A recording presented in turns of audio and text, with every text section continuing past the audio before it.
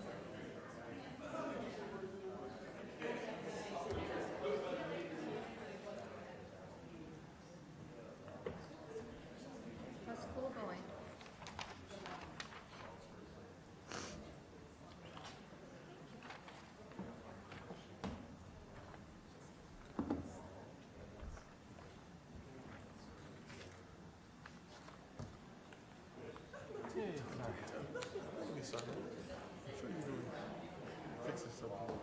Just wait till Seeing this if works, this one, right? yeah, that one's not going, huh? Take your time, man. Thank you.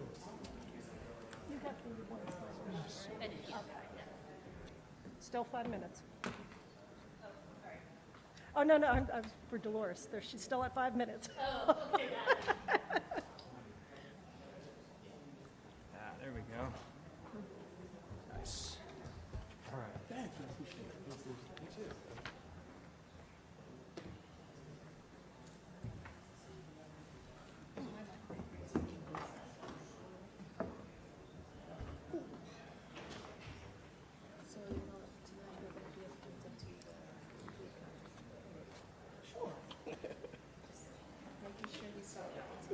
Yeah, that's fine with me. I keep being asked to be on a lot of like boards on the outside. I just turned one down yesterday. Is it something on the agenda? I didn't mean that. It's other? Okay.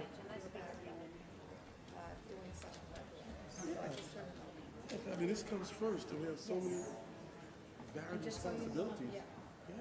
So just so you know, for the census, I put in there every other month. It's not even an hour. Okay, cool. Thank you so much for the thing here.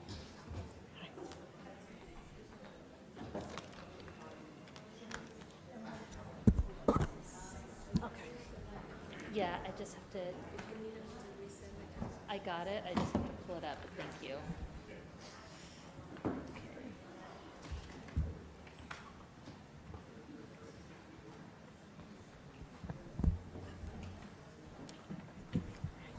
Wow, you're good. Thank you.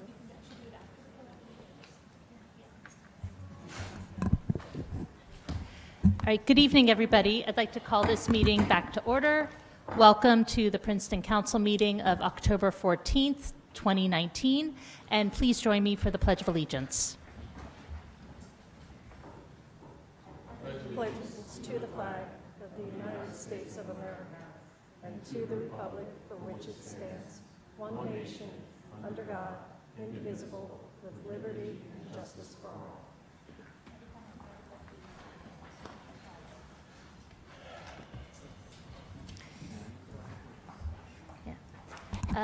So in recognition of Indigenous Peoples Day, which Princeton is recognizing for the first time this year, I want to open tonight's meeting by reading a land acknowledgement statement composed by a recent graduate of Stewart Country Day School in Princeton. We gather today on the land of the Lenni Lenape. As members of the Princeton community, we aspire to show appreciation, respect, and concern for all peoples and our environment. We honor the Lenape and other indigenous caretakers of these lands and waters, the elders who lived here before, the indigenous today, and the generations to come.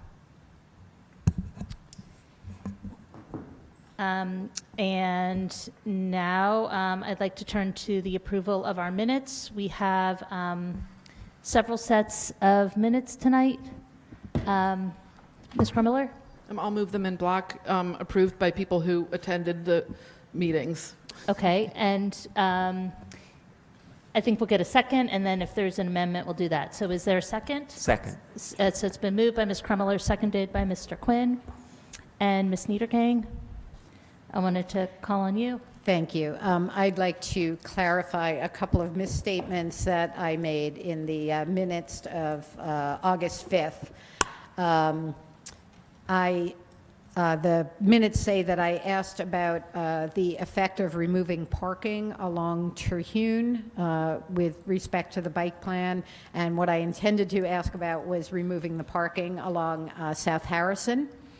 And secondly, in reference to towns that have passed plastic bag ordinances, I apparently said that West Windsor had passed an ordinance, and that is incorrect. What I intended to say was that they were considering a plastic bag ordinance. So thank you for the opportunity to make those corrections. Okay, so I take that as a motion to amend the minutes of August 5th with those corrections. And is there a second?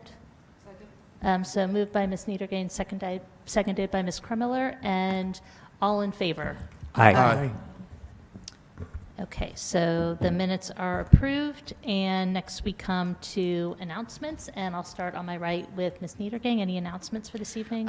Just one announcement on behalf of Councilwoman Krumiller and myself and the rest of council. Just a reminder that our traffic calming meeting will be a week from today at 7 p.m. and we encourage people who have concerns about methods that can be taken to address the issue of speeding in the community to come join us for a discussion and to hear presentations about various aspects of traffic control and speeding.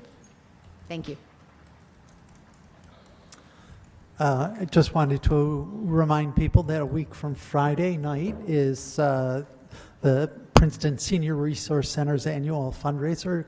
The Capital Steps will be performing at the Stewart School this year. If you're interested, you can get tickets on the PSRC website. Mr. Miller, any announcements? Mr. Quinn, any announcements? Ms. Fraga, any announcements? I do. So on behalf of the Youth Advisory Committee, the Environmental and Sustainability Subcommittee of the Princeton Youth Advisory Committees has taken the lead in recruiting other students to participate in the upcoming community or downtown cleanup day on October 20th.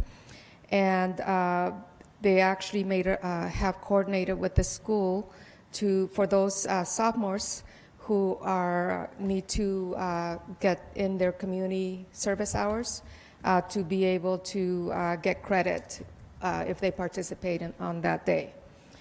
So more information will be going out from that committee to let the students know on how they can participate and get credit for it. Then on behalf of the Civil Rights Commission, on November 8th, from 10:30 to 12 p.m., in collaboration with Princeton Human Services and the New Jersey Attorney General's Office Division on Civil Rights, they're going to be hosting a civil rights training session. And then a representative of the Division on Civil Rights will be conducting a presentation focused on the law against discrimination, the Equal Pay Act, the New Jersey Family Leave Act, and the types of discrimination, protected classes, and who must be in compliance in the areas of employment, housing, and public accommodation. And for that reason, we are going to be inviting members of council and mayor if they wish to attend, also municipal department heads, our community partners, including members of the school district. If they wish to participate, we'll be sending out an information and a link to register for the training. Just 4 quick announcements for the Princeton Recreation Department. The Dillon Youth Basketball League registration is now open, and that's, of course, for boys and girls from grades 4 through 10, including basketball clinics. And the games are set to begin on January 4th, 2020. The second one is the fall fitness classes start on November 4th of this year. They'll be on Monday, Wednesdays, and Fridays from 9:15 a.m. to 10:15 a.m. So it'll go for 13 weeks at the Susan Patterson Center. The community dance for adults and teens with special needs defined as 18 plus will be on November 22nd at JW Middle School. And there will be a community trip for, actually let me take that back. Community dance is for adults and teens, not 18 plus, teens, period. The community trip for special needs adults that is 18 plus will be to Roxy's Ballet. They'll have the Nutcracker, and that will be on November 30th. So just to clarify, that trip is for 18 plus, not the community dance at JW Middle School.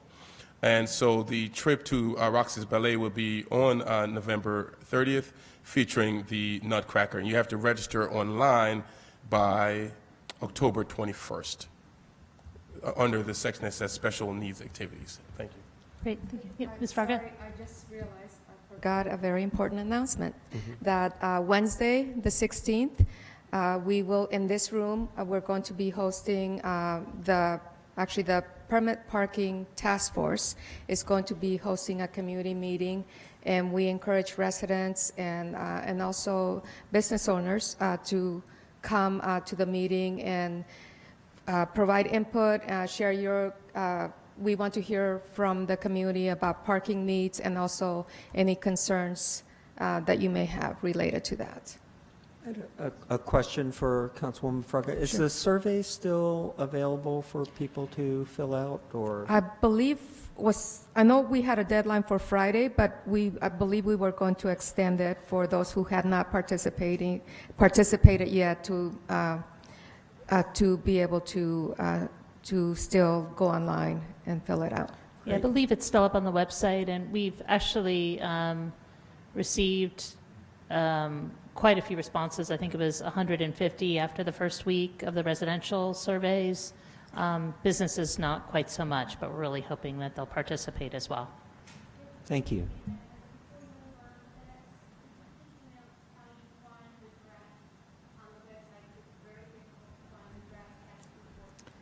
So, sure. So generally, task forces do not have a site on the municipal website.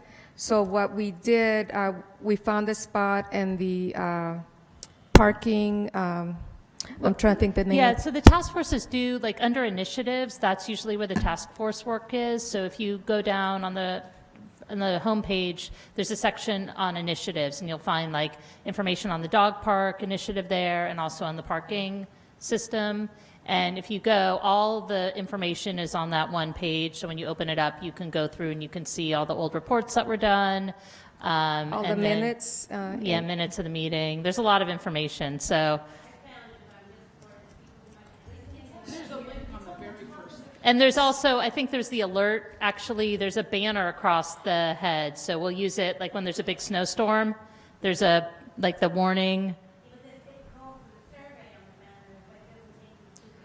Oh, right. No, so that's under, just to be clear, that's under initiatives. If you scroll on the main page at the bottom, projects and initiatives, you'll find the parking system modernization page. And if you scroll through that, because it has all the work that has been done related to parking, but it includes the minutes of the task force to date and also the draft. And just to emphasize that it's a working draft. It's not the recommendations of the task force. Right. Thank you.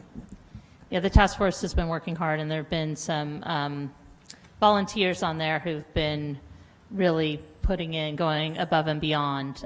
So again, I just want to reiterate that the draft, I think it's sometimes more useful to have a meeting when there's a proposal out there that people can react to and some of the ideas that have been circulating around.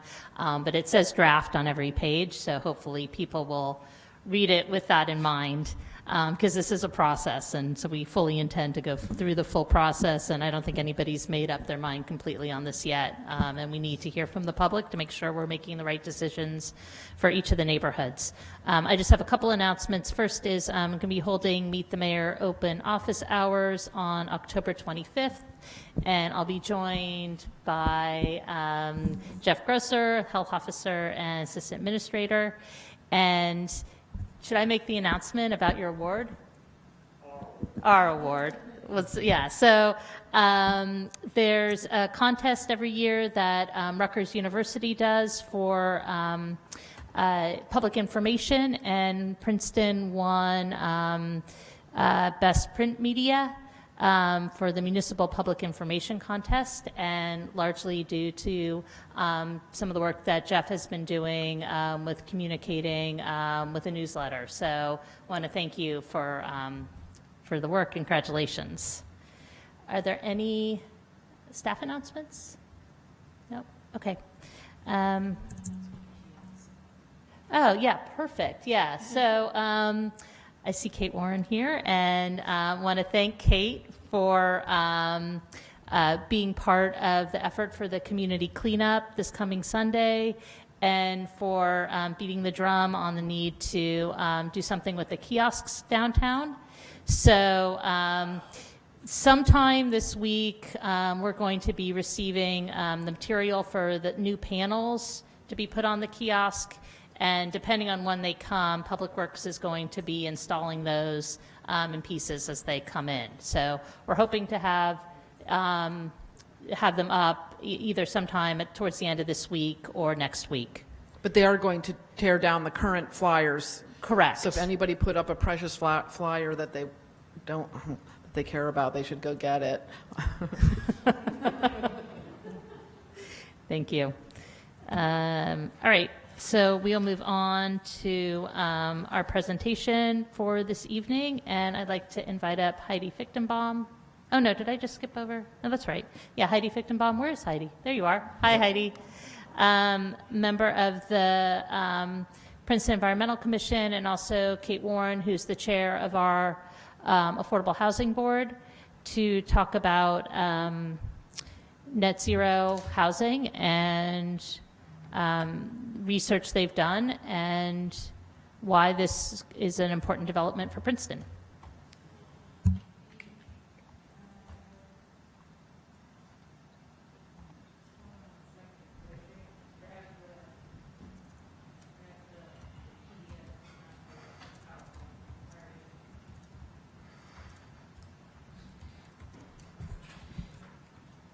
Should we start with some public comment while you guys are getting that organized? Are you ready?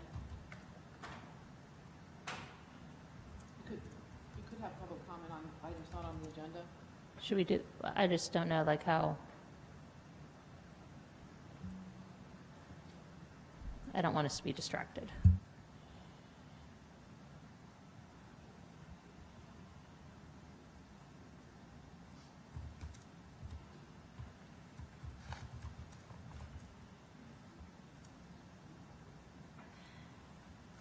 Okay.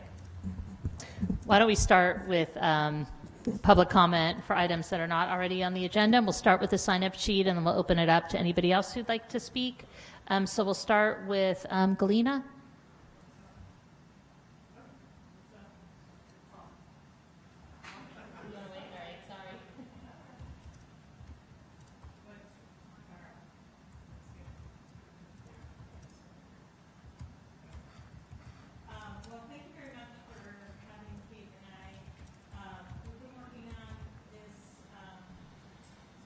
Heidi, can you just make sure you're speaking into the microphone so people are watching, they can hear you?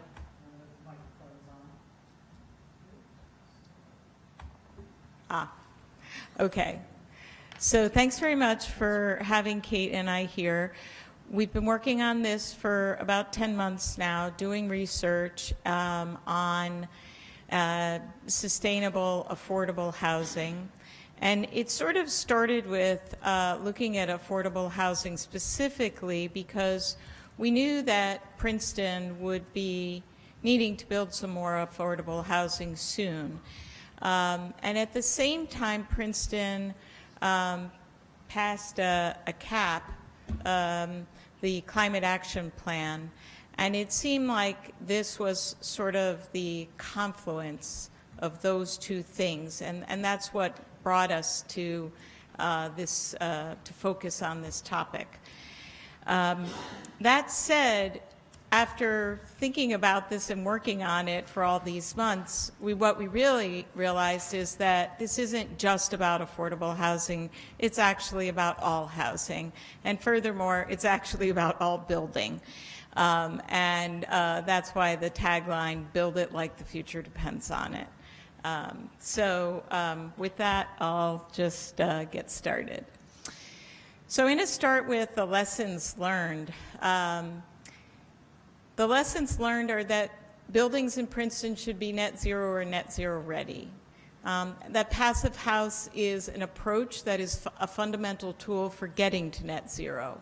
That sustainable, affordable housing can be done cost competitively and is being done across the nation, including sustainability credits in the QAP for the low-income tax credits can incentivize high-performance affordable housing. that public utilities are incentivizing passive house in other places around the country, that the National Housing Trust is incentivizing solar for affordable housing projects, particularly in a 5-state target area, including New Jersey, and that it's important to work with design teams and developers who have some experience achieving high-performance projects. And now I'm going to turn this over to Kate. Well, as you all know, affordable housing is a nationwide problem, and more families that we would consider middle-class families perhaps are now spending 50% of their income on housing. The federal government says anyone spending more than 30% is already strained. So the population that's being affected is much more than what the affordable housing program here in town targets. And so it's only going to increase. So the minimum wage, people have to work.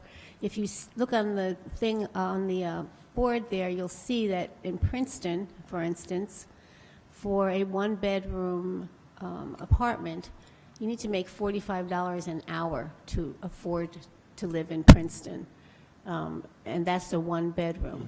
So the number of hours at minimum wage to afford that rent is 180 hours a week. So if you have 2 people working, you're still not covering the rent. And here you'll see that typically across the board, those that are most vulnerable, the 30% of the income, which is the lowest level that, again, that the housing will affect, spends the most on their energy. So those with the least amount spend the most on energy. And that's why it's really important that we have sustainable buildings where those energy costs are lowered. Yeah, so that was from our climate action plan, and this is also from our climate action plan, and it really is illustrative of where our greenhouse gas inventory is. Residential and commercial energy from our buildings, nearly 65% of our emissions, with, transportation, the next big chunk. And so having people who can't live in town but have, say, service jobs and therefore have to use automobiles or buses or whatever to get here adds to that. But the buildings themselves are just a huge component of our carbon footprint. And you may have seen this article recently in the Washington Post. We're trying to keep the rise in temperature globally to 2 degrees, but we've already reached that in New Jersey. That's the thing to know, is it's not even around the globe, and we are already there. So what many are now advocating for is advancing net zero. And so what is that? It means that you are focusing first on energy conservation in building your buildings, and then adding renewables second to make up the remainder of the load that you need to meet, the energy load you need to meet with those renewables. And that's what we mean when we say net zero. So Passive House is a tool to do that, and it's very effective. Basically, it's high-performance windows, a really well-insulated and tight envelope with the ventilation and the heating and cooling sort of in separate buckets. And hopefully the building is also optimized and oriented towards the sun. That doesn't always work for every site, but where possible, that's a strategy that should be employed. And so here are the benefits of Passive House: a reduction in energy from 70 to 95%. That's huge, because now all you have is that last percentage to make up with your renewables. It'll reduce the net monthly cost of living. There's a reduction in ongoing maintenance of mechanical equipment, which is very small and downsized. You're getting fresh filtered air, so it's healthy. It's low maintenance and easy to keep clean because you're keeping the dust and the pollutants out. It's comfortable, and of course, you have reduced carbon emissions. So this just shows you with Passive House what the metric is for air sealing.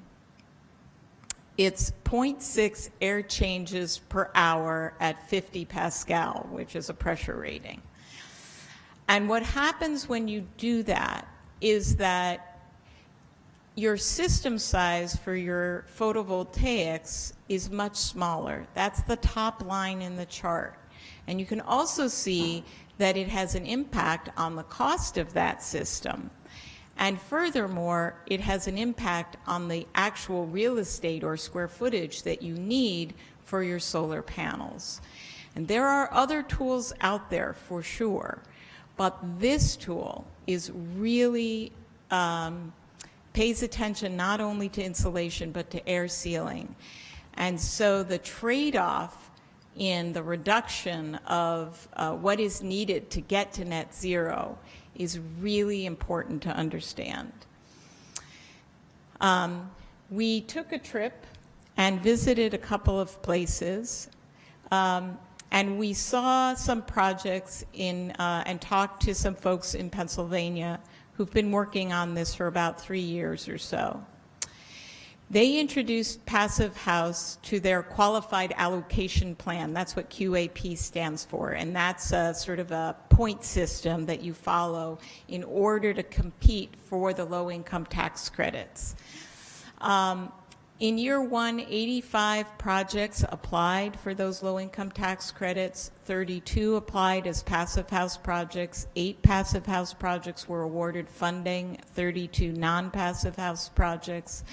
And 422 new Passive House or net zero even energy capable units were built in Pennsylvania under the Passive House formula. And this is what's so important, is when they looked at the average cost per square foot, the Passive Houses were $169 a square foot. You can see all these projects sort of clustering in the middle there. And the non-Passive Houses were $164.50. And these are some of the projects that were completed.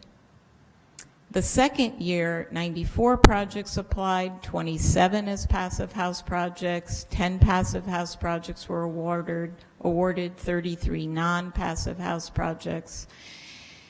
And in fact, the cost per square foot now was, in this particular year, slightly lower.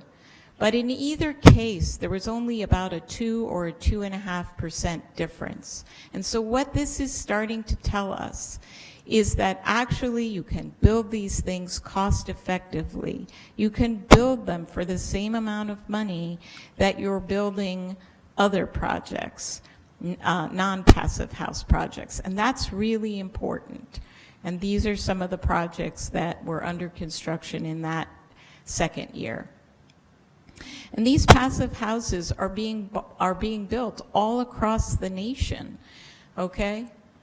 Here's one, 57 units of affordable housing in Oregon, okay? 1 and 2 bedrooms. Here's a project in Pittsburgh, Pennsylvania, 47 units of affordable housing. Here's one in Maine, 48 units of affordable housing, okay? And we went to visit a project in New Jersey, as well as visiting these projects and talking to the folks in Pennsylvania. And so Kate's going to tell you a little bit about this project. Well, as you all know, all of our units are aged and are in need of maintenance, repair, tear down. When I went to this site, what struck me the most was that I was in an environment that it made me happy to walk into these units and to see how affordable units could be produced and manufactured. People were happy. It was light. It was clean. The air was wonderful. It was all modern. It's just a lovely, lovely space. And I thought to myself, if this could be built in Westville, New Jersey, and I'm not sure any of you know where that is. It's on the other side of Philadelphia. It's somewhat of a depressed area, I would characterize it as. And the people there, I spoke to 2 people that were living there. They were so thrilled to be in a unit like this, for not only for the aesthetics of it, but for the fact that it was sustainable and that they felt they were contributing in some way to lowering the carbon print of human beings. So if I would invite everyone to take a trip down there and to go see it, because, like I said, if it can be built there, I truly believe that Princeton can do better. So just want to tell you a couple of other things about this project. It was it was over the actual, pro forma budget. So the developer indicated that they actually lost money. It didn't really meet their pro forma. So that's an important thing to realize. But not looking at the actual costs that came in for the construction, there are a number of things that I have to wonder about this project. One, it was the first project they had ever built. They built it in a very traditional and planned it in a very traditional manner. And if you do that, you're probably not going to take advantage of the efficiencies, cost efficiencies that you need to take advantage of to make this kind of thing cost effective. In addition to that, there are a lot of pretty fancy things on this building, including glass tile and stainless steel appliances and the solar panels that are mounted on canopies over the parking lot. These are all rather expensive items. But I do want to be honest about the fact that, it did not work from a cost standpoint, although it is an amazing project. Yeah. So one of the reasons why, as I recall, was that they used stick building. And so they didn't take advantage of what the people in at Onion Flats do, which is have these prefab walls made, and you cut down the cost of the work. And so that was one of the major things that they learned on this project, but that Onion Flats has perfected through their process, and that's why I think it's very important when the lessons learned was that you're talking to someone who has successfully done these competitively and different kind of construction. So this is one of their projects, and I thought this was very clever. It's the stoplight theory of energy use. And depending on if your apartment is within the budget of the energy that the building is producing, you might see these color-changing LED lights go from green, which means all good, to yellow, which means you're starting to get real close to the budget, to red, where maybe you really need to look at how much energy you're using. And I think an important part of this whole process was the education of the tenants. So the builders and the developers actually educate the tenants as to why these lights would be changing from yellow, green, and red. And everyone sort of joins on that bandwagon of let's keep our building all green lights. In this picture, you can't identify your particular apartment, so it's not, guilt, public guilt, shame. It's just sort of as a building, how are we doing? And one of the things that I also want to point out is the way they've used the roof structure and the structure of the building to mount their canopy for their solar. And it doesn't have to be exactly down on the roof. And one of the reasons that they do that is because they view the roof as a public amenity. Another thing that they do is the way they think about their building when they're first starting is not just the panelization, but how is this mechanical system work? So it's really different from how architects have approached building in the past, where they lay out the floor plan and then they bring in the mechanical engineer later. And this is being done in an integrative manner, and they are taking advantage, therefore, of all these efficiencies, and that's how these things can get built for a cost-effective amount. And this was one of their projects that was under construction that we went to see in Philadelphia, some kind of nifty other spatial ideas. And there's the roof, right? Those saran-wrapped objects on the roof are their solar panels. They haven't been mounted yet.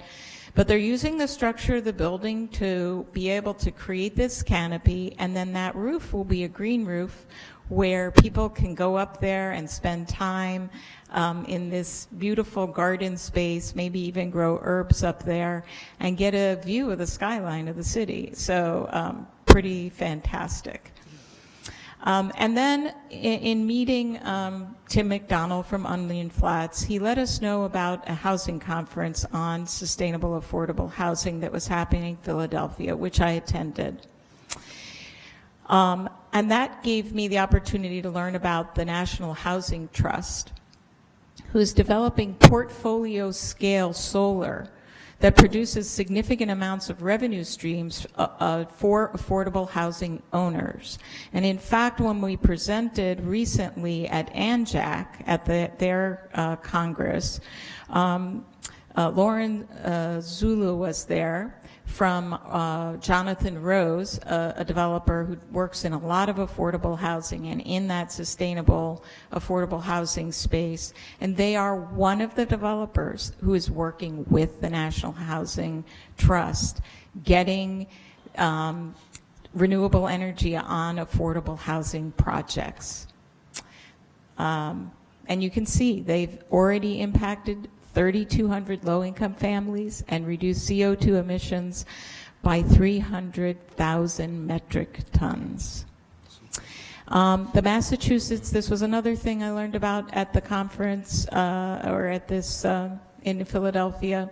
The Massachusetts Department of Public Utilities has developed a 3-year energy efficiency plan, and you can see I've highlighted that passive house incentives have been included to achieve greater energy efficiency in new construction. And this is how the program works. It's their BPU, essentially. They're paying 100% for feasibility studies. They're paying for 75% of the cost of energy modeling. They're pre-certifying and giving a certain amount, and when it's certified, they're giving $2,500 per unit, and then there's even a bonus performance amount. This is what they're doing in Massachusetts to really accelerate adoption. But certainly, even just the incentives and the groundswell of sort of publicity around passive house in Pennsylvania, even though they don't have something like this, has promoted this.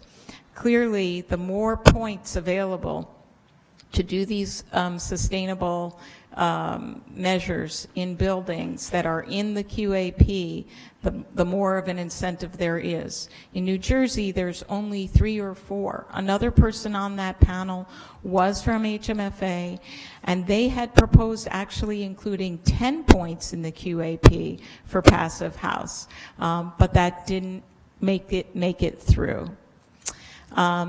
And so we come to the legal issues that always seem to stand in our way of being able to do what we know that we need to do because we're facing a climate emergency. So with my hat as the chair of the board, I would just like to tell you that the board stands behind this type of construction if we can get over the legal hurdles. And as Dwayne pointed out so astutely, if it's been proven already that it can be done cost effectively, then that part of the argument could be challenged in the fact that we're telling a developer or asking a developer to consider this, and if it can be shown that it's not cost generative, then we should be able to get over that stumbling block. The second point I would point out is that when you read the COA regulations, they talk about protecting the public welfare. Well, I can't think of anything more important in today's world to protect the public welfare than cutting down on our carbon and creating sustainable housing, affordable housing across the board. And the Uniform Construction Code, as I understand, and I defer to the attorneys that are here, doesn't say you can't do something more than the construction code. You just can't do less than. So again, I think there's room, now as my hat as a person and a citizen and a resident of Princeton, I would simply say that since we are in negotiation, that to me, this is the optimal time to have these conversations with Fair Share Housing, to say these are being done, you know, just sort of working with them, getting them on board to think that this is the way to go forward, and seeing what type of obstacles they might put up, or they might say this is a good idea. So I would encourage you, if at all possible during your negotiations, to just sort of broach this subject with them. Okay, so what are the next steps? Well, we have a climate action plan, and if we're serious about taking action, and we know that our greenhouse gas emissions is 65% attributed to buildings, then if we're serious, we can't keep building the same way we've always built. And if affordable housing is a driver of new building in Princeton and actually all over New Jersey, because it's not just the affordable housing units that will get built, it's the market rate building units that will come along with it. And in addition to that, it's the schools that will need to expand. It's the services that will need to expand. It's businesses that will need to expand to meet the higher number of people in our town. So all across the board, this is a driver, a catalyst. And it's a tremendous challenge, but it's an incredible opportunity, because we could change the balance of what our building greenhouse gas portfolio looks like. You know, when I was at that conference, you know, they had a keynote speaker who talked about all the issues of climate change that are happening in New Jersey. And he said, you know, this can be very depressing. But he said, you know, if you find yourself in a hole, the most important thing to do is stop digging. So here's what I'm asking for you to do today.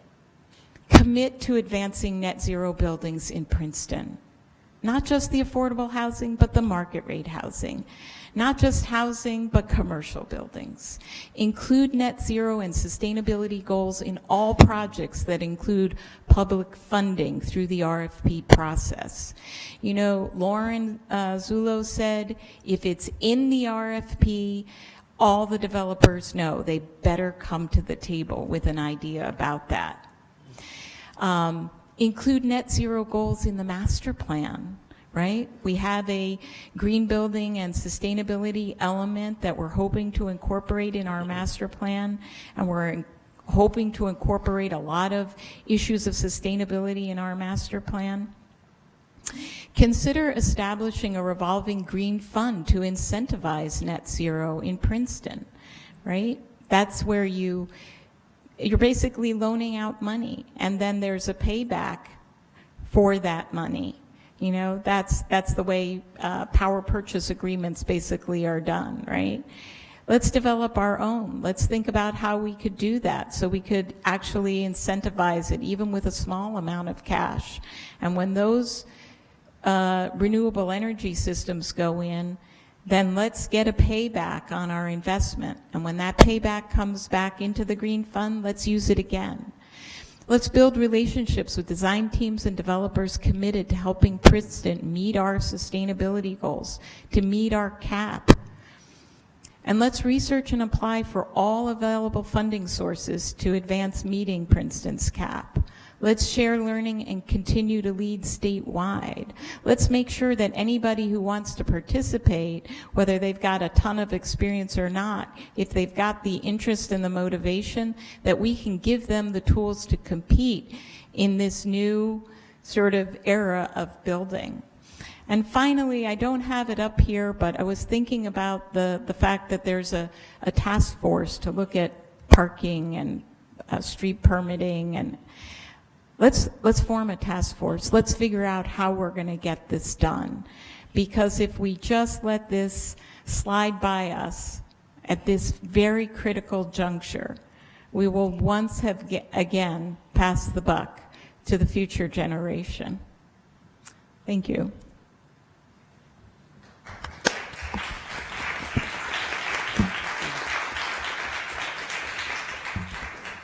Thank you for that really informative presentation, and I want to see if there's any questions from the council. Yep, Mr. Cohen? You want to go first? Sure. First of all, thank you, Heidi and Kate and all the others who went out and did the research and made the site visits and put together the presentation. It's very informative and things we definitely need to consider. Going back to the comment about the core rule that we can't create any impermissibly cost-generative items on new building. I just wanted to make a comment, just basically adding to what Kate had mentioned, that I think it just behooves us with municipal staff and the governing body to go out there and proactively identify developers who are already of like mind, who believe that new building that's net zero is not cost generative. So just something, like as you said, it's something we need to keep in mind. And if we do that, then we can basically preempt or we can prevent the possibility of litigation in the future. And if we do have to litigate, be willing to set a new legal precedent if we have to, that if we can prove that net zero building is cost neutral, then it is not what the common thinking is, that green building and net zero building is automatically impermissibly cost generative. Yeah, this might sound a little like a gotcha question, but it's really not. I'm curious if you have any sense with the large numbers of projects that have been done across the country that have been net zero or met these kinds of sustainability goals in the last years. Do you have any sense for how many of them are results of requirements that have been imposed, say, in other states where there's not limitations like we have in New Jersey? How many of them are done based on an incentive system where, you know, developers are getting some kind of financial encouragement, and how many are done just because developers are trying to do the right thing? Yeah, I would say that New Jersey's kind of regulatory environment is really actually quite unique. And, you know, certainly in other places, New York, Massachusetts, Colorado, California, there are a lot of things that are being mandated. There are stretch codes. There are all kinds of things that are going on in those states. And so it's really hard for me to say whether, you know, I just don't know that we have the same kind of playing field. But despite that, we still need to figure a way to do this. And I think that, yeah, I firmly believe that it can definitely be done. And even if you can't get the renewable energy right away, because the renewable energy is not cheap to put a bunch of solar panels unless you've got the National Housing Trust basically, you know, doing it for you, which is a good idea also. But if you've built your building to this really important standard, then you can always add the renewables later, even if the grid itself becomes greener. The energy that will go into these buildings will have a much lower load to meet. And so this is so important because you can come back with renewables, but you cannot come back and really retrofit any of these buildings cost effectively once they're built. That's the difference. And I really, one other thing that I wanted to say is just how passionately I feel about affordable housing, how glad I was to make the connection with the Affordable Housing Board and others who are striving for affordable housing in Princeton. It's not just the transportation piece, because I firmly believe that a diverse community is how we will solve all kinds of problems that we can't even anticipate today. with a diverse community. It is through that diversity that we will get all kinds of opinions and worldviews and ideas. And that will make us resilient. That will make us robust. And so for the pure energy reasons and for climate change, but for the health of our community, I so believe this is something that we need to embark upon. Citizen Kate talking again. It's difficult when you're chair of the board and you just don't have permission because you haven't brought it up in a meeting. But what I would say is that I have formed several subcommittees on the housing board. One is the legislation subcommittee that are looking at various affordable housing initiatives that are sitting somewhere in an enactment, waiting to come on the floor. But I am going to go back at our next meeting and have a conversation about what we might be able to come and bring to you as some advice on how we might start to do something like this, like challenging the COA regulations and things like that. So I hope to bring that to you at some point as a board. You mentioned the National Housing Trust as a source for funds. Have we done that? I mean, has the municipality, how do we go about getting funds? Do we know how to do that? So if you have an affordable housing project, even an existing one, like I said, there are 5 target states that the trust is looking at. New Jersey is one because we have a very good regulatory environment for renewable energy. And so we just need to reach out to them and get started. We could be doing this on our affordable housing projects that we currently have in our town. And certainly if we were to do an all affordable project, all new, we should be definitely working with them to take advantage of that.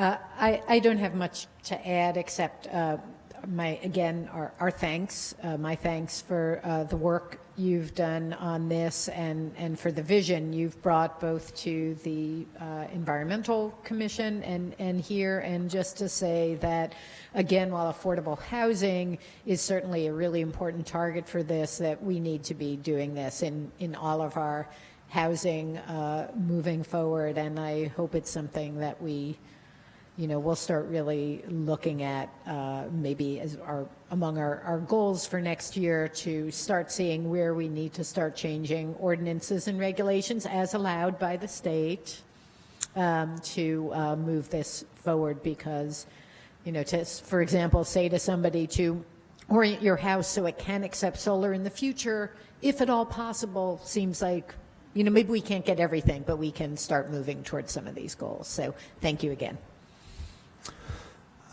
This is a question for Trishka.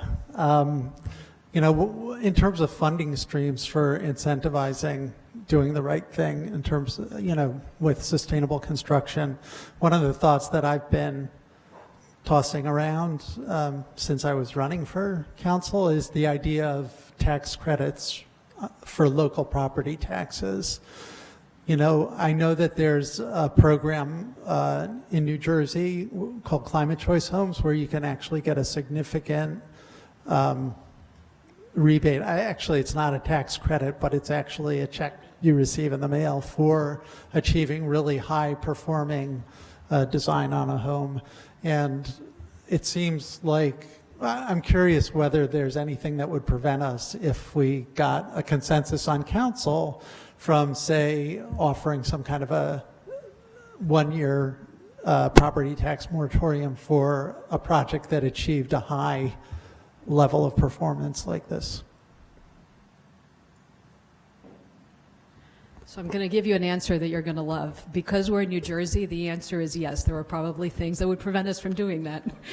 But I think, first, I just want to applaud Heidi and Kate, the amount of research that's already been done. I mean, I'm sitting here as the lawyer reviewing all the hurdles in my head, and they're going after the right issues and gathering the right information and data that you guys would need to overcome a lot of those hurdles, so thank you.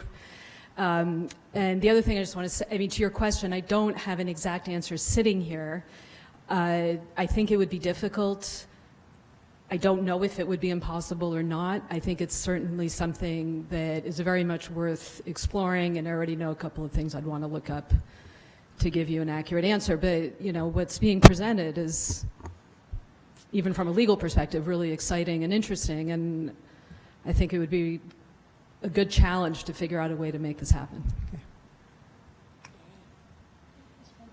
Just want to echo the thanks from my colleagues to both of you. And Heidi, I remember 3 years ago, we sat with the mayor and reviewed a much different slideshow about affordable housing that seemed to be limited to 1 or 2 sites. I think we looked deeply into one in Boulder. And just to see how much progress has been made in just those 3 years is exciting, and to think that we should be getting on board with what's becoming a national trend, I think the time is right. So thank you again. If I can leave you with number one's motto, fire company engine number one, we lead and others follow. So I believe that Princeton can lead and others can follow.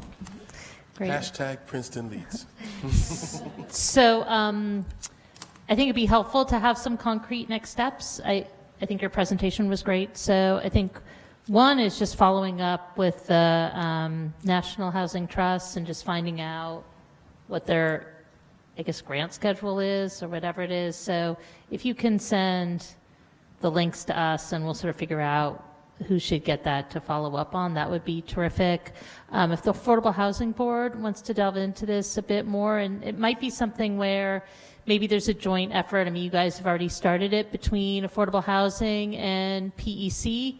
That would be great. And I mean, I think as you hint at your presentation here, with the plan we're putting together, there are 2 pieces of it, roughly speaking. So there are some that are municipal projects and there are others that are privately developed projects, and so we sort of need 2 strategies for those. But we welcome your feedback on it, and you know, if it gives you any solace, we're starting to have those conversations already, the ones that we're able to have, and you know, in large part, it's on our agenda because of some of the research that you've done already. So thank you.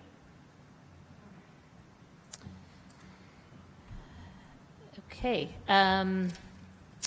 So it just reminded of how lucky we are in Princeton that we have people who not only care, but who care in such an effective and helpful way. So thank you. So we'll move on to comments from the public for items that are not already on the agenda. And this time for real, call up Galena.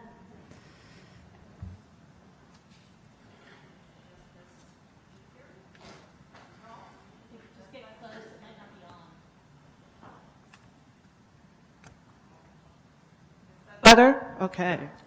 So, yes, and I'm sorry, I'll have to ask you to switch gears, and I can't continue on this upbeat path of zero net building, so we'll have to go back to everyday reality with my comment. So many of you may recall how I was standing here last summer, urging the council to take action and help me save my trees that were badly damaged by the tear down and construction next door. And as a one sentence update, the trees actually are not doing well. But today it's not about the trees. As I was walking out on one of the days when I was here, another resident who actually went through firsthand experience of a tear down next door approached me and warned, Galena, the trees are just the beginning. Wait for the tax bill next year. Well, September 19th, I received 2 cryptic letters from the tax assessor's office. And I will allow you to read just one sentence, sorry. An improvement has been made to the above referenced property. the assessed value of the CORR PRC improvement based on the completion date of 0000 is the amount that equals more than 50%, 50% increase of the house assessed value. The house, not the entire property, but just the house assessed value. We didn't make any improvements. We can't afford to make any improvements because we're struggling to stay in our house and pay taxes that go up every year. But that was not all. The letter went on and stated that we owe back taxes, thousands of dollars in back taxes, which are due in full, in entire amount, on November 1st. That's what I thought. On my second attempt, I managed to meet face-to-face with the tax assessor. And after lengthy and very stressful negotiations, which reminded me more of a car dealership, like, can you take the destination charge off? No, I can't. Oh, maybe if you buy cars without heated seats, then maybe your price will go down. So I was able to negotiate a fraction from what is required in that letter and get a waiver for 1 year of back taxes. The rest is still due on November 1st, and I was encouraged to go to the county court if I don't agree. So I think it's a very clear example of how the town is forcing out middle-class families. And this example strikingly contradicts what is publicly stated by the council. And I will quote, like in this very room, back in February, and I'm referencing the town topics from February 27th. In reference to the work being done by the municipality, Councilman Tim Quinn said, I see a way to preserve neighborhoods and allow what's left of the middle class to stay here while we work on the missing middle piece of our neighborhood character initiative. I know we are growing, and I trust we will continue to do so in a smart way, but also one that doesn't force out people who have been here a while. Words, deeds. Words, deeds. So for me personally, there is only one logical way to all that nightmare which I've been living through.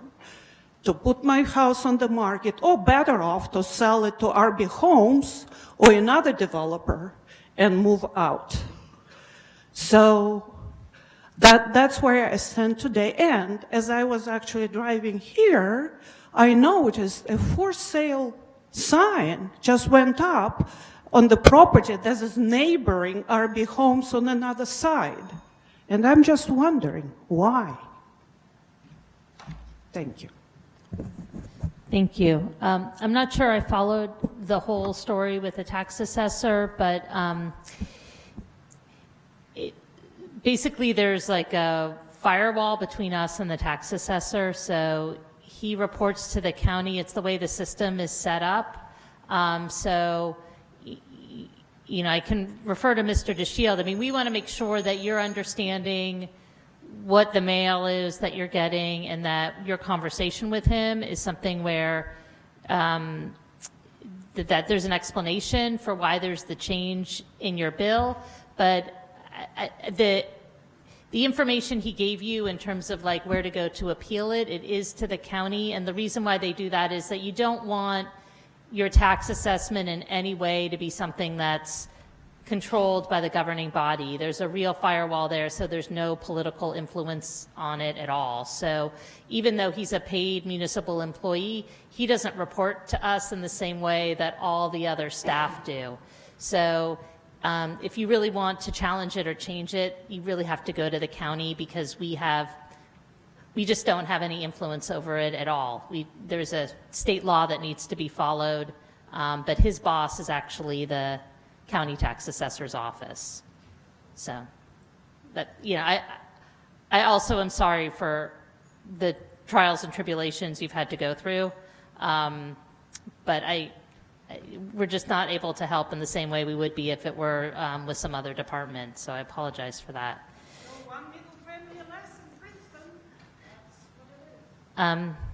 Tinica?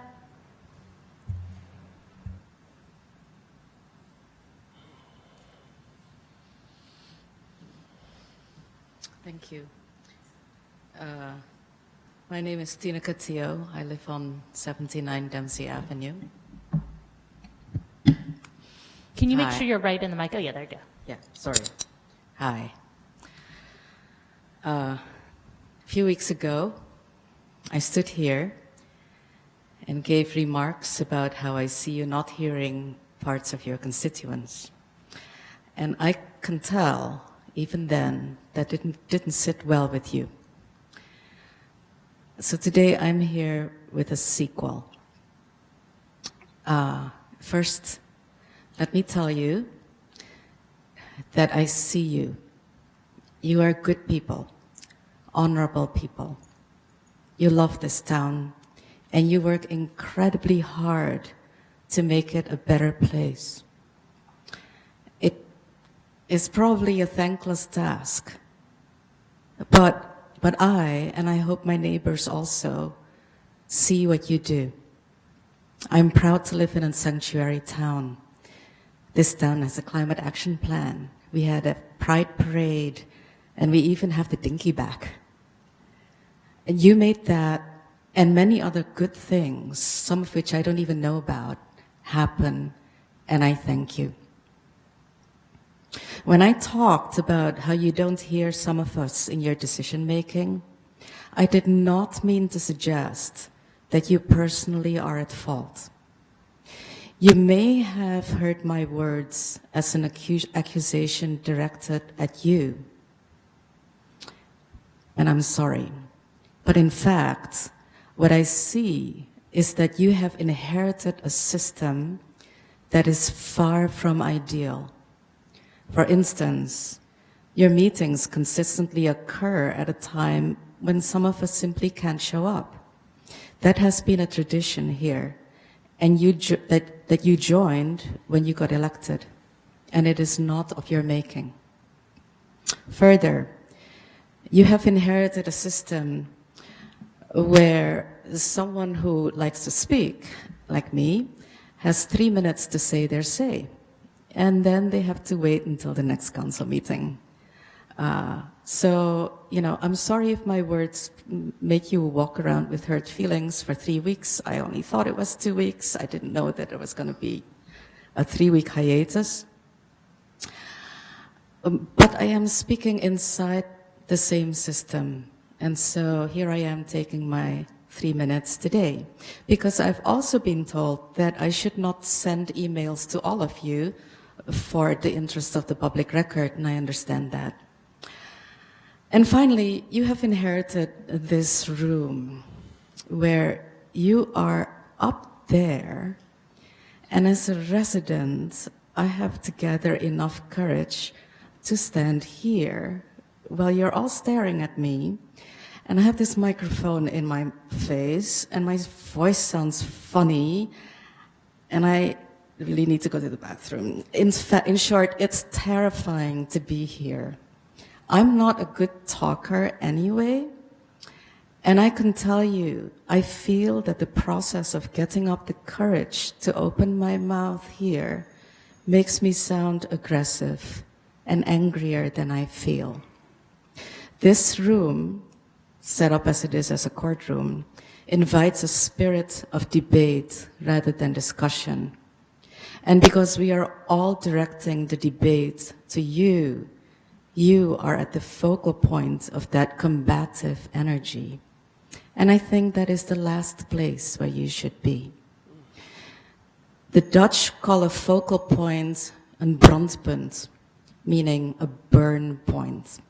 Think of a magnifying glass on a sunny day.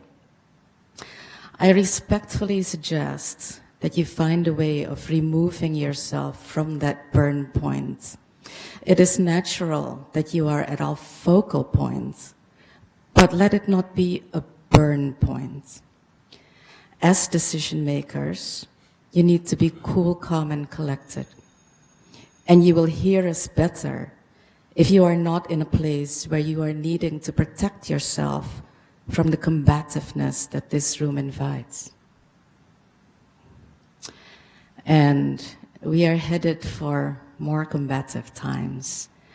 And as the climate strikers say, system change, not climate change. I invite you to explore ways to change the system that you have inherited and make it work in your favor rather than having to swim against its current, because you have plenty to do. Thank you. Thank you. And one of the first things, I think Jenny was the only council person who was here at the time, one of the first things we looked at when we consolidated was what we could do to this room to lower this dais, and it was going to be so expensive. It was going to be hundreds of thousands of dollars because of just the structure of this room, and we decided we would get flailed for doing that too. And we just, we were very cost conscious, and we just felt like we couldn't be spending that amount of money on us. But I think we recognized that this room was designed, it's also the courtroom, and it feels like a courtroom.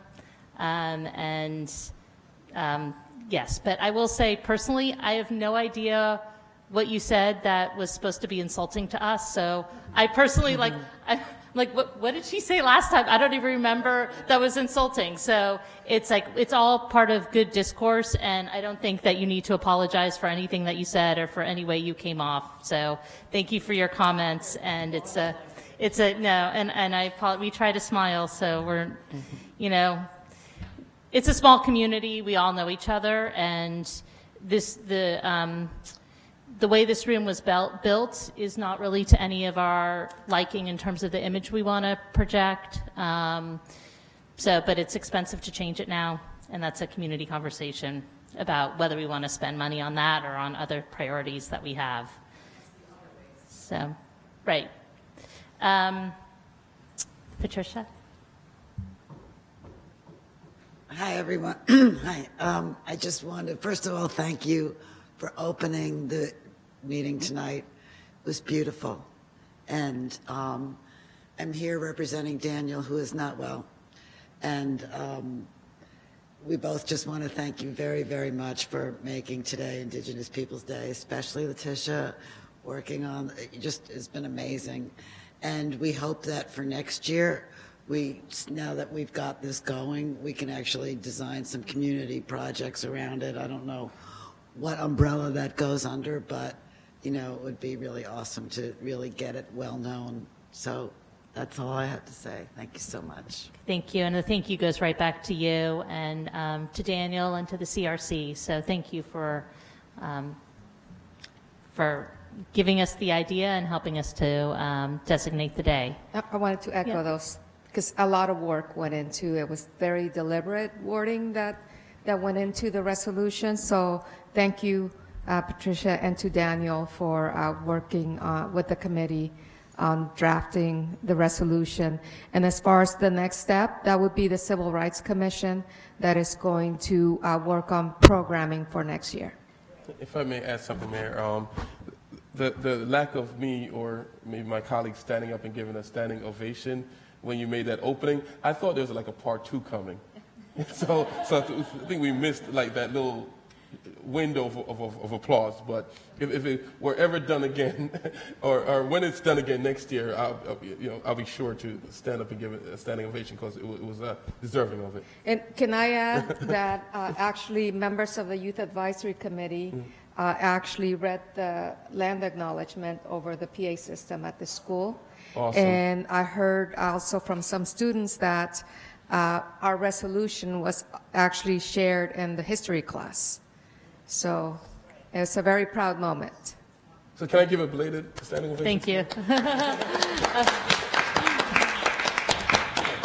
Well, and I just to make For clear posterity. too, it was written by a Stewart Country Day School graduate, so Right.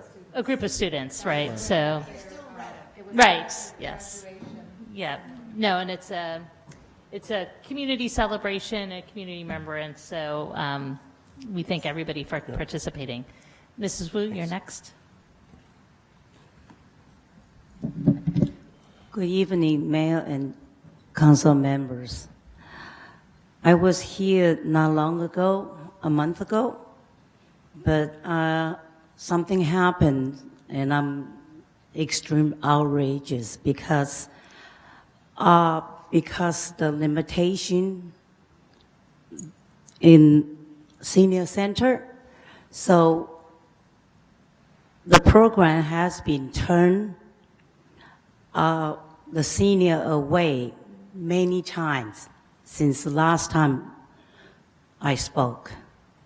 And I draw the line when this nutrition program, may I remind you, it's not a welfare.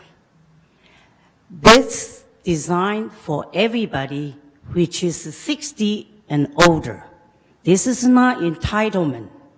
So I don't understand why Princeton cannot even take care of the senior. And I have a talk with Jeffrey, the assistant administrator, last week. He said that the abandoned firehouse, it finished the project. And I don't know how long you're gonna wait because the limit is 17. And we've been experiencing more than 17 senior camp. And unfortunately, we have to turn them away. You can check with county program. And I'm very passionate about this.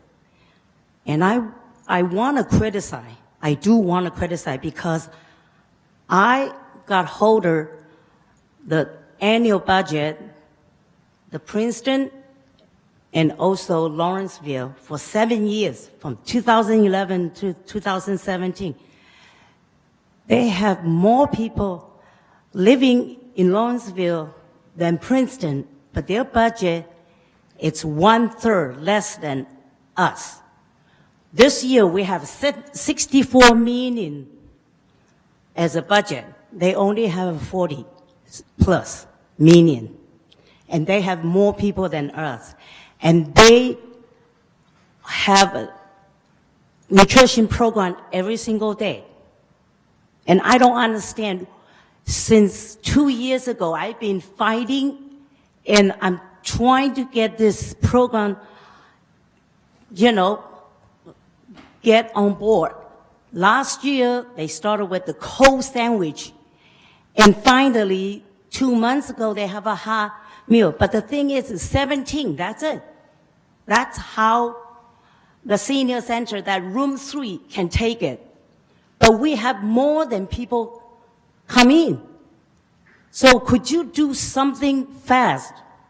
Because I understand housing, affordable housing, but this is the food. For Chinese, we think the food is most important thing for people, okay? I don't think we can wait for 10 years or 20 years for you to decide or for you to get this program, okay, started. Because right now, we are still in limbo. Okay, thank you. Okay? Yeah, because, thank you for bringing this to our attention. So I don't think any of us, people knew that they had the program at the Senior Resource Center. I don't think any of us knew that it was over capacity. No, they turn away because more people than what they can take. You've made your point, yeah. So we'll look into it. It's the first time hearing of it, so we'll look into it, and we can give a report at the next meeting about where we are with the firehouse and where we are with creating more space for it. But it's great that there's a lot of people who are coming to it and want to be a part of it. So thank you very much. And when you say next meeting, is that 21st or 28th? It's the 28th. Okay. Yep. Thank you very much. And I'd like to be informed, please. Yep. Thank you. Thank you, Mel. Is there anybody else who didn't sign up who would like to speak for an item not on the agenda or on the agenda later? Oh, sorry. I'll be quick. I'm Alexi Asmus, and from Maple Street, and I'm here to support the resolution asking the New Jersey DEP to continue to deny permits on the Nessie and Penn East pipeline. And I just wanted to bring one more thing to your attention. I know you've all thought carefully about this and read the resolution, and there's a lot of content there, and I'm not going to go over that. But I did ask the clerk to hand out a slide from a Credit Suisse report. This report was from Credit Suisse, which does stock analysis. It's an investment banking firm. They initiated coverage of master limited partnerships in October of 2008 because they thought they would be profitable investments for their clients. And I wanted to just point out to you that Northeast demand for natural gas is quite low compared to the kind of supply that's being planned for, including, you can see the Nessie pipeline in here. But these gas pipelines are for profit. The U.S. has now become a net exporter of natural gas, and our residents' properties are being condemned and taken away from them to support the profit of companies. And I always think it's good to use the other side's own documents. This is their document. It's from, again, an analyst advising clients on how to make money off of this. And I'm going to read just from the summary of it. It says, strategically, we prefer stocks with leverage to export markets. We expect the vast majority of marginal production for crude refined products, NGLs and LNG, this is natural gas projects, to clear through exports. Given the small but growing footprint of the export market, we see exports as a levered way to gain exposure to strong U.S. oil and gas production growth. Outrageous. Thank you, and thank you for following this issue and making sure that it got on our agenda tonight so that we have time to weigh in. We appreciate it. Okay, now we come to, is there anybody else who'd like to speak as part of public comment? All right, seeing no one, I'll close public comment and we'll move on to reports. And I'd like to invite up Chief Sutter for the police report from August.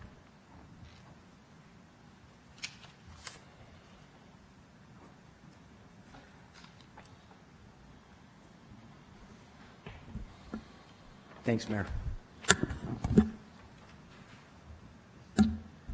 Just a couple follow-up things. One thing I'd like to brief you on is the tour bus ordinance and how we're doing with that. It's the feedback I'm getting from our enforcement officers is that it's working well. There's compliance, except there's been some confusion amongst some of the operators down at the pay station on Alexander. They're parking there, and they're getting a little confused as to how to operate it. So what we've done is we've assigned periods of time where we think will have the most effectiveness and asked our enforcement officers to be there as ambassadors to kind of illustrate the working of the system. And it's been met with, no real, nobody's really upset about it. They're happy to comply. And we've sent our mailers out along with Ms. Stockton's department, and I think it's going well, all in all. The big thing for us is that I just think we're getting a lot more compliance. So I think that's what we wanted from the beginning. So the feedback I got was positive from our enforcement officers. The other thing I just wanted to follow up on was the Alexander closure coming up. I just wanted to make sure that everybody knew that the department stands ready to assist in the, some of the, especially in the early days, with some of the inconvenience that residents and commuters are going to see. We've have meetings set up internally and with our local partners. We're going to be working jointly to and adding some resources to address some of the kind of anticipated issues that we'll probably be feeling on our local roadways. We don't quite know, where they'll be yet. We have an idea, but we're going to be monitoring where they are and do everything that we can to assist and provide information. So with that said, we'll be putting out a press release in the near future with information on how to get up-to-date traffic info from us and information on our social media sites, and we'll be here ready to assist anybody in any way we can. And then finally, with regard to the report, I always like to highlight, or not highlight, but explain the circumstances behind our use of force incidents. So if you look at the report, there were 2 separate cases this month of force that was used. As I've explained to you before, the overwhelming number of incidents that we have result in the most minimal use of force, which is physical restraint. So that's an officer using a compliance technique or some other physical force to restrain someone or take someone into custody. The overwhelming numbers, almost 100% of the incidents of use of force are the result of interactions with someone in mental crisis.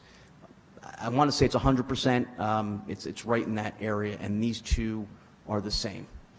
And the way we're dealing with these incidents is, so the good news is that the force is very minimal, and furthermore, I'd like to attribute that to our training. So we're really, these types of incidents have the capability of getting violent quickly because of the agitated state we can find people in that are in crisis. But through de-escalation training that we have, through what we like to call verbal judo, the way that our officers can talk to people and kind of with their words calm people down and use all those tools other than our tools to get somebody to comply. And often in these situations, it's not arrest, it's taking the person for help. And that's what these 2 situations were too. It's getting the person to comply with medical personnel on scene and to get the help they need. So I guess the good news is that our use of force incidents have been the numbers have been pretty consistent and constant over the last 6 years. I think, as my recollection serves me, they're significantly down over like the past decade, and that's a good thing, and I do attribute that to training. So I just like to explain those things because sometimes the numbers look like, oh, it's force, and it looks something really bad or serious, and often more than not, it's these types of physical types of restraint. With that, I can answer any questions that you have. So my question, great to hear that the tour bus operators are in compliance. Did I understand, though, that there was supposed to be one drop-off location? I know where parking is, but as far as dropping off? We have the designated drop-off locations up at Nassau Street at the bus stops where they're mostly in compliance. Okay, and because that's what I had understood, because I have heard reports of buses dropping off in other locations, including I myself, just last week, there was traffic backed up on Washington Road, and when I finally saw what was happening, it was actually 3 tour buses that were unloading and just holding up traffic there. So we would ask that, anybody that encounters that, give us a quick call. We'll send an officer right to the scene. And that's what I thought. So they reported to the just non-emergency number? Or Yes. is there? Yes. And that brings me, I forgot one of the most important pieces I wanted to share. We've changed our dispatch operations center a little bit. We had a automated, I guess you would call it an automated attendant, where you would call and you would have to pick from a series of options. I've never really, we did it for certain reasons several years ago to deal with call volume, and we've made some adjustments, and we no longer have that. So when you call our non-emergency number, 921-2100, you will get a dispatcher live. So anything that's non-emergency like that, it's a perfect Yes. example, that you can call, anything that you need assistance on kind of immediately, but it's not an emergency, you just call that number, and you'll get immediate police service. And that is great to hear, because I also had, there was a time when I tried to call, and I couldn't find out where to go on the menu. Ended up calling Human Services to get Yeah, we to were get having help. some problems with that. That was one Yes. of the reasons why I wasn't real happy with it. Okay, but thank you. Yep, Ms. Miller. Thank you, that sounds great. And thank you for doing the burglary alarm summonses. I saw that you walked them to some people's. So how's that going? I mean, it seems like it's good, and I noticed. I mean, what I wanted to know is, I've always been curious about this.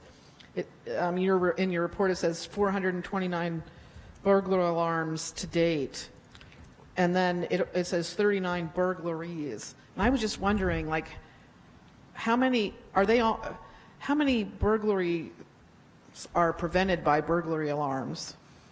I mean, because it seems like the vast majority are false alarms. Absolutely. So, like, a national statistic is probably in the 1% range, or it's really low, of actual burglar alarms triggered by an actual burglar, and often, probably of that, a lot are commercial. Quite frankly, and I say this very strongly, alarm systems and advertising alarm systems on your residence are absolute deterrents to persons that are looking to burglarize your home. That could be one of the reasons why a potential burglar will ignore a residence, and that's a fact. So a lot of the alarms, the overwhelming majority of alarms that we respond to are false alarms, either with malfunctions or that it's operator error. Many of those alarms will get canceled by the alarm company. The alarm company will call the homeowner will give the right code, and sometimes we get canceled before we get there. But oftentimes, we have to respond to the residents.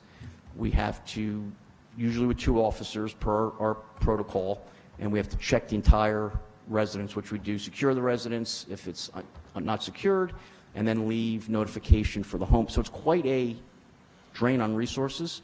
So the ordinance, though, has been extremely, extremely helpful in educating and preventing the second alarms. We're having a great, I think, a pretty good success with that. One thing that we were having some problems with is the intent of the ordinance was not really to be punitive, but often when we don't get compliance in the second and third times, a summons had to be issued. But even at that point, we accept a homeowner's repair bill. Maybe the alarm didn't work, but we're sending officers now. We were doing it by mail, and it wasn't effective, so the court had requested that we now send officers in person with the summonses and serve them in person. So that was what that precipitated, that change. Thank you. Are there any other questions for the chief? All right, thanks. And now we'll move to council reports, and I'll start with my right with Ms. Niedergang. Any reports tonight? Yes, I do have a couple of reports from the Environmental Commission, which has been very busy. I just want to report on a meeting, a presentation focused on backyard hens that we had at the public library last Saturday, which over 150 people came, and we had demonstrations from everywhere from therapy hens to presentations from people who've had backyard hens, and it was a good chance for people who were thinking about this to be exposed. The advantages of having Hens, first of all, they do give eggs. They deal with your compost, and they're great insect, especially tick control. So PC is expecting to work with the health department in getting an ordinance before council, hopefully sometime in the next couple of months. And I think the health department is going to weigh in on that next. PC also considered the renewable government energy aggregation RFP recommendation and came up with a recommendation for that will also be forwarded to council, that both will result in an increase in the amount of renewables that we are using for the town's energy, and also save homeowners money. So two really good things.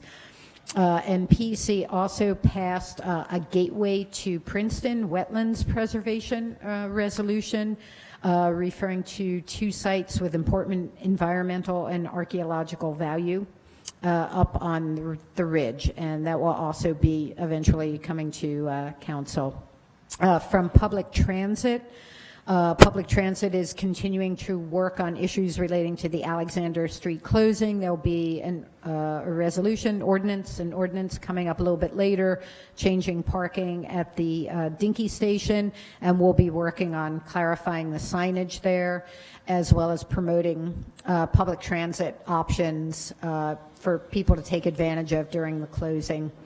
And finally, from the Dog Park Task Force, the committee has been making site visits throughout town. It's really a phenomenal committee with a lot of people who are really eager to take on work and responsibility. And they're looking at various sites in Princeton and also visiting sites outside of Princeton, dog parks outside of Princeton, to see how they are running things and to learn from them about what we should do here in Princeton. Yeah, just a really quick report, I guess, in the lead up to the first meeting of the food waste ad hoc committee, we had a super interesting visit to Trenton Biogas today, facility down in Trenton, where they're taking or getting ready to start accepting food waste after really a 15-year research and development process. And one of the most exciting things about it, Ms. Niedergang and I were both there, one of the most exciting things is that they have technology which automates the removal of contaminants from the food waste. So those of you who've been following that issue know that how to keep the stream clean has been one of the big challenges with the curbside recycling composting that we were doing before, and so this seems like a neat opportunity.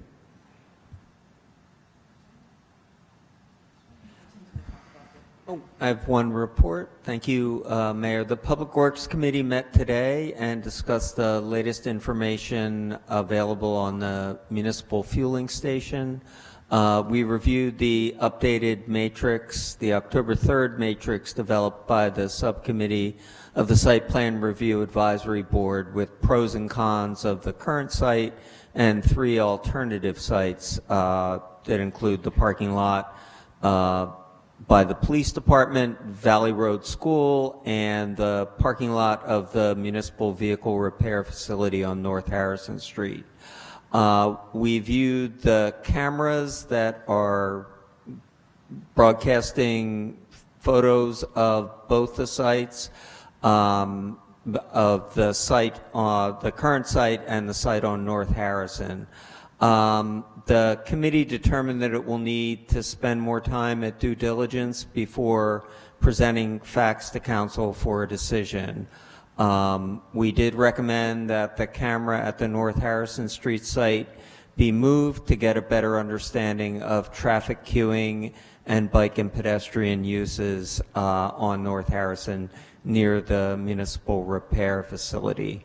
The health department will be reviewing studies provided by Terhune neighbors regarding potential health impacts related to fueling station operations, and we expect they'll share their perspectives with the Public Works Committee. The committee will be holding a special meeting on October 28th to review the updated information before presenting its findings to council either that night or the first meeting in November, whichever works better. Great, thank you.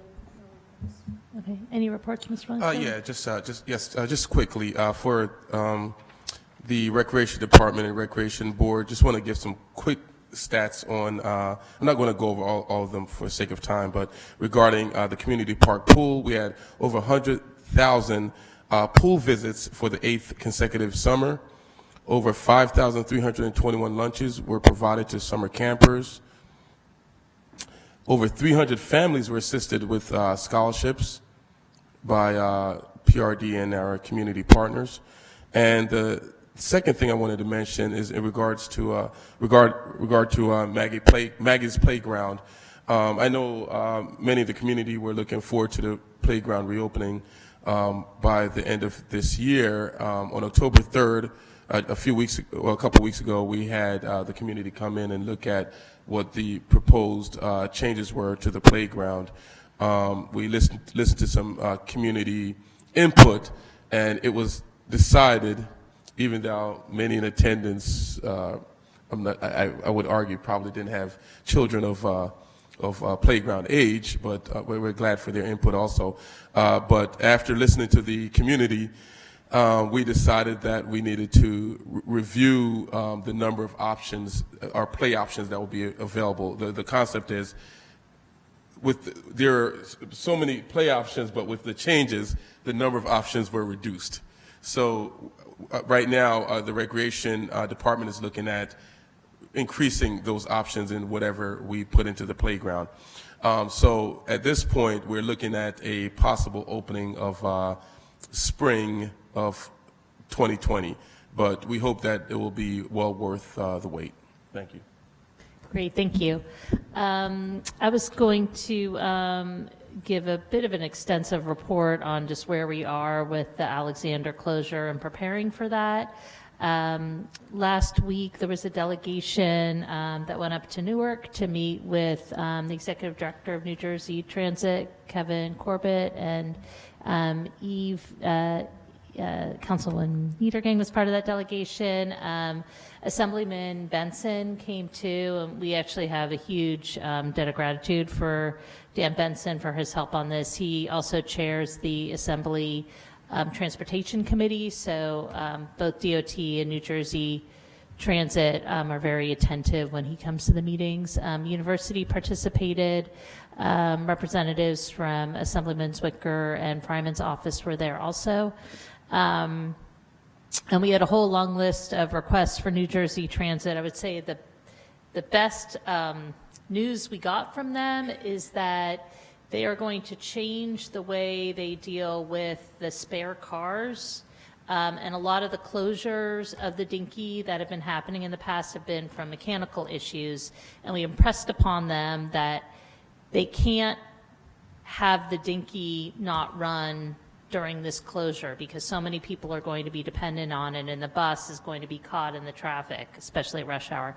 So they have a train yard up in Morrisville, and there'll be 2 trains there that are just sort of on hold for the Dinky if they're needed. And this is new, and it's supposed to help address this long-standing issue that we've had. And the other good news is that they said that that would be permanent even past the closure. We're going to have some follow-up meetings with them about communications, because there were a lot of requests we had around communications, about advertising existing discounts, Kids Ride Free. There's senior discounts, making sure people know about that, and also coordinating with them to get the word out through their app for people catching the train at the junction that they might want to change their habits and take the Dinky, because that is going to be the best way, especially for commuters who are taking the train either north or south from the junction, to take the Dinky to get over to the junction station during this closure. and then, as Eve mentioned, we have something on our agenda tonight that will address and help free up some of the parking spots at the Dinky lot. We've been working with New Jersey DOT and also the county on the variable message boards, and these are the signs that are going to tell you how long it will take based on what road you take. You'll see them like if you're on the turnpike going into New York. So there will be 6 of those on the outskirts of the project into Princeton, letting people know how long each of the different routes will take to get into Princeton. There'll be 2 on 295, or travel times 295. There's going to be 1 put on Alexander that will tell people the time to the hospital, to 522 and to 295. And there'll be another one on Route 1 in West Windsor. Mercer County has told us they'll be installing 10 of the variable message signs on county roads. 6 of them are going to be within the project limits, and 4 of them will be on the outskirts. And you probably have already noticed Princeton Police have their variable message boards up, trying to alert people to the upcoming closure. And the dates for that, it will be starting November 6th. And Princeton University is also helping with their variable message sign to help get the word out. I should back up and just say that although it's probably going to be impossible to get through this closure without it causing traffic and pain, this project is really necessary for our community. And it's just, we have to be investing in our infrastructure, and it's not a good feeling to know that we have bridges in town that don't meet the standards they should be meeting, and they're long past due for replacement. So the work is important, and we're just trying to figure out everything we can do to take as much pain away as possible. We're working to see if we can set up some traffic cams so that people can go on the website and get live views of what different roads look like, again, to help people plan their routes, or even maybe change their behavior and try to time when they go out for when the traffic is less. Let's see, we have another ordinance introduction on the agenda tonight that will change the times that delivery trucks can come in for downtown. We're hoping that right now you can't come in before 7. We've been talking to the merchants and the other folks downtown. If they can get those delivery trucks and their trash hauled early in the morning, get the trucks in early, get the trucks out early before they get stuck in town, that should hopefully help.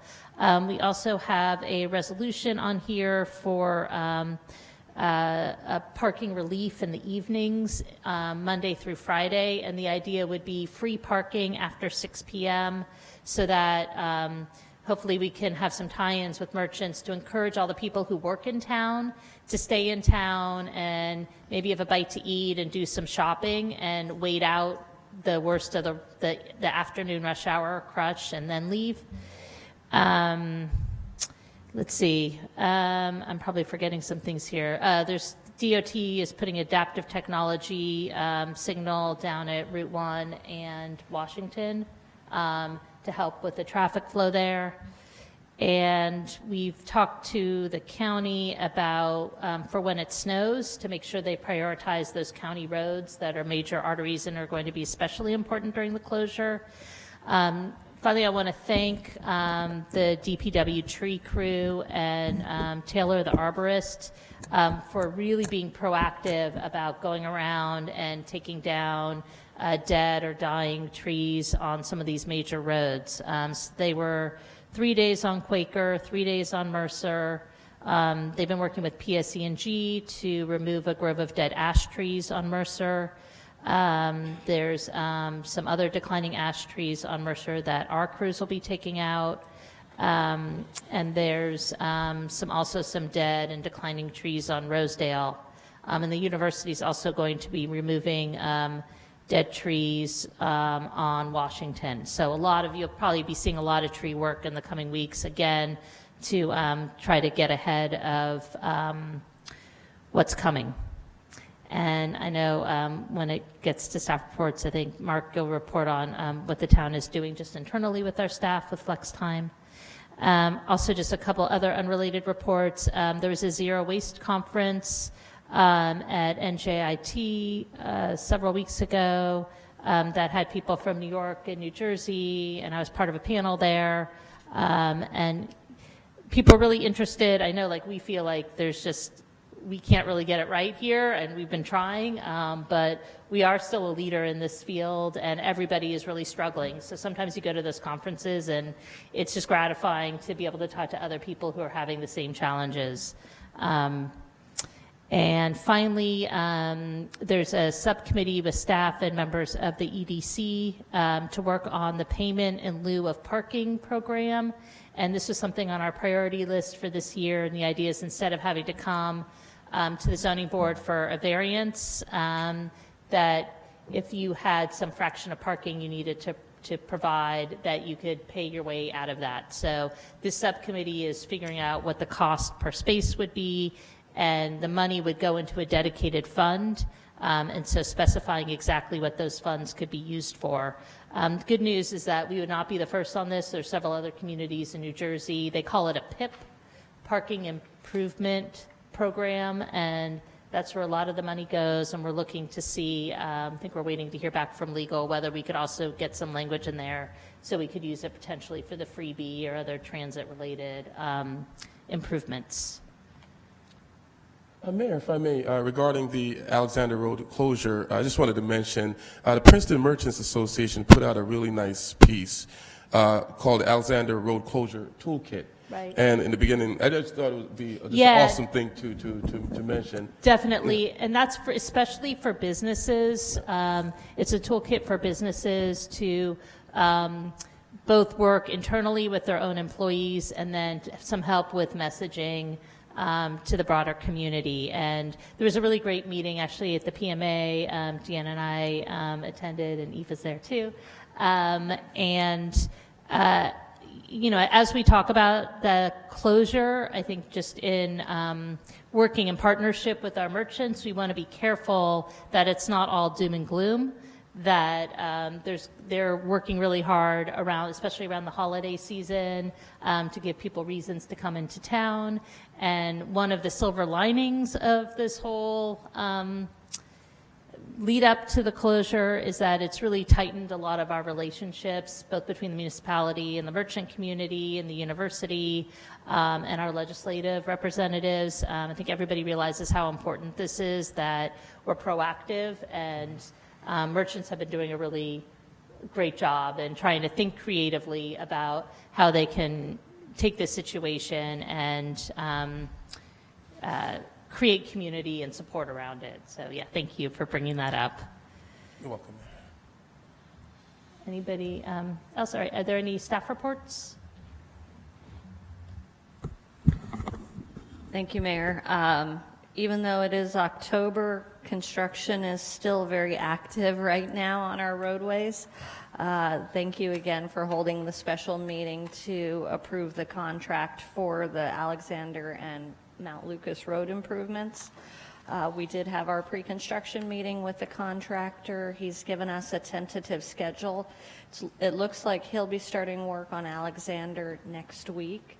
And just for those of you that were not at the meeting, the work we are doing on Alexander is in preparation for the improvements that the county is doing. So with their project, they are widening the roadway with their new bridges, and so we have to improve a section between West Drive and Basin Street to that same widened roadway width. So we're replacing curbs, doing some drainage work, and replacing a side path. So we need to get in and get that project done before the road closes on November 6th and their contractor takes over the site. So like I said, that work is starting on October 21st. The work hours are 8:30 to 2:30, so we will be maintaining traffic and avoiding the rush hours. And of course, we can't be alone out there. We also have the water company and PSE&G are still trying to do some advanced utility work ahead of the closure as well. So we are coordinating our work zones. Both of their projects are closer towards the DNR canal rather than where we're at, but we have to coordinate our work zones and our traffic control. So that is taking place. And some of that work also includes nighttime work from Friday night, October 25th, through Sunday morning.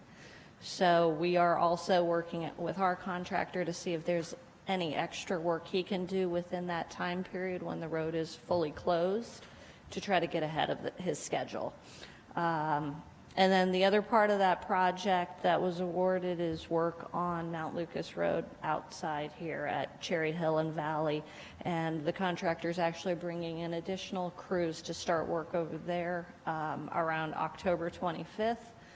So we have DPW coming in starting tomorrow to do some tree removal work in advance of some improvements there. So a lot of activity is going to be popping up on those two roadways.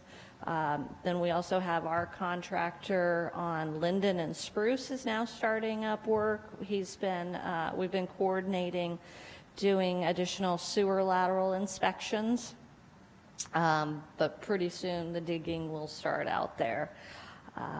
We've also finally, after many years working on our Safe Routes to School grant from 2014, have received federal authorization. So that project is for the replacement of two traffic signals at Harrison and Hamilton and Harrison and Franklin. Neither of those have pedestrian push buttons and the countdown heads. So those traffic signals will be completely replaced and those improvements made. So look for that construction to probably start in the spring, I would guess, but we'll be putting that out to bid for contractors to give us prices soon. Lastly, a couple more things. DOT is finally reaching the paving stage on 206. I just received a Nixle alert that the road is closed tonight for paving from Province Line to Nassau Street.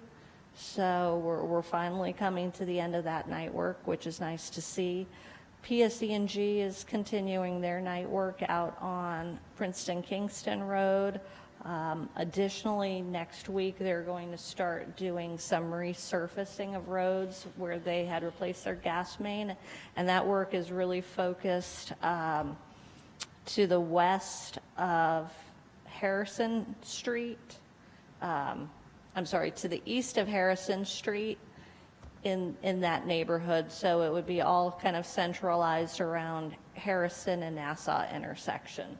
So that paving work will be popping up. And then Witherspoon Street, we have started doing survey and video inspection work of utilities and the built environment on Witherspoon from Nassau running all the way up to Valley Road.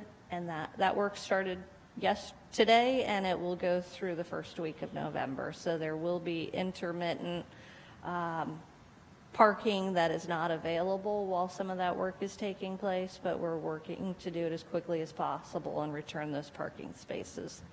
So that's Thank the you. update. You're welcome. Nothing else? That's thank enough. you. Yeah, no, thank you for all the projects you're watching over, and also thank you. I should have said thank you for your advocacy and your help with the Alexander closure and all the work leading up to that. Any other staff reports? Yes, Mayor. Just to continue with the Alexander closure, just wanted to brief council on the actions being taken in terms of staff here.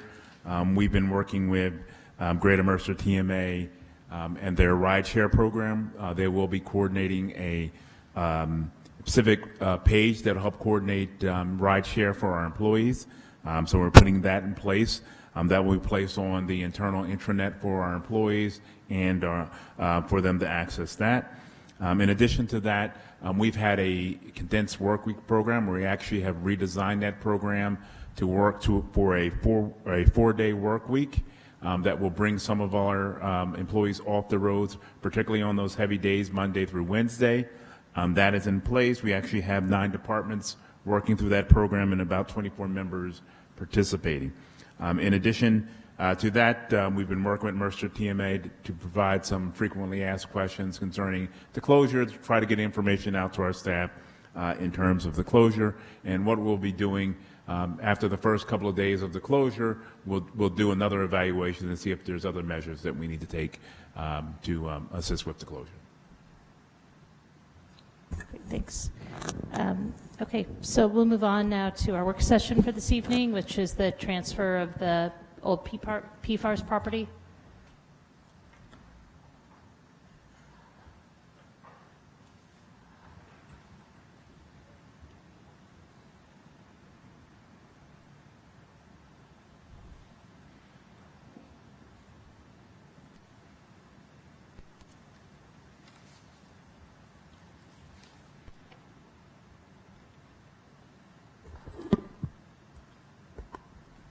Thank you, Mayor. The purpose of tonight's work session is to begin a process of reviewing the options available to council in dealing with the PFAR properties. With the completion of the PFAR's headquarters within the next month or two, we'll be getting the final piece of the 3 properties, the 3 PFAR's properties. At that time, we need to begin a process to figure out the final use of that property. And to begin that process, I want to just outline, council, what are the constraints we have for the future uses of the property. First, I'm going to briefly kind of go through each one of the properties, just to give you an idea of what properties that we're talking about. And then we can discuss the tools that are available to council for the use of the properties. Then want to get council's input on some of the possible things that we should be exploring. And finally, we'll ask the council to develop a committee to explore the possibilities that committee will eventually report back to council on their findings. So let's start with the first property. The first property is 8 Clearview. It is in a residential zone. This property was built in 1954. It's a 1-family Cape Cod. It's in good condition. It is currently vacant. The property was formerly rented. It is now vacant. The DPW now maintains the property at this point. The assessed value on that property is $595,000. That is based on an analysis done by the tax assessor. What he did was take a look at additional sales in the areas to give us an adjustment from the assessed value.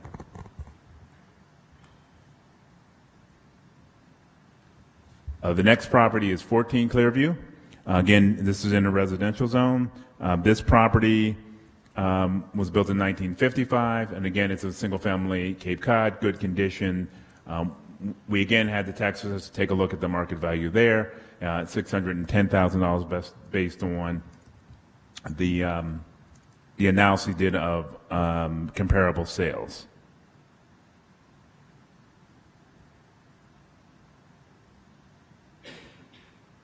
All right, and then the final piece of properties is the property which we will be taking, will be provided to us probably in December sometime when the PFARS actually moves into the new headquarters. It's 237 North Harrison Street.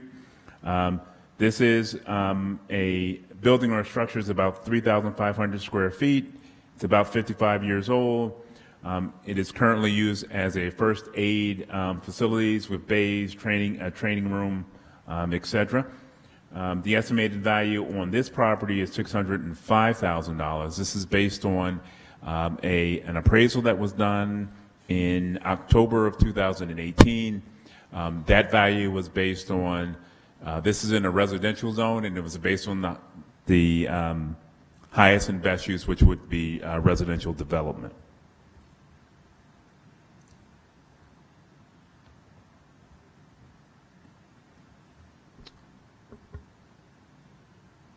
So next we want to use, what are the issues that we need to, one of the things I want to talk about before we kind of go into this is one of the things you have to look at when we consider municipal using the properties as a residential lease. The two properties, 14 and 8, were leased out at one point. It was a lease that we did have.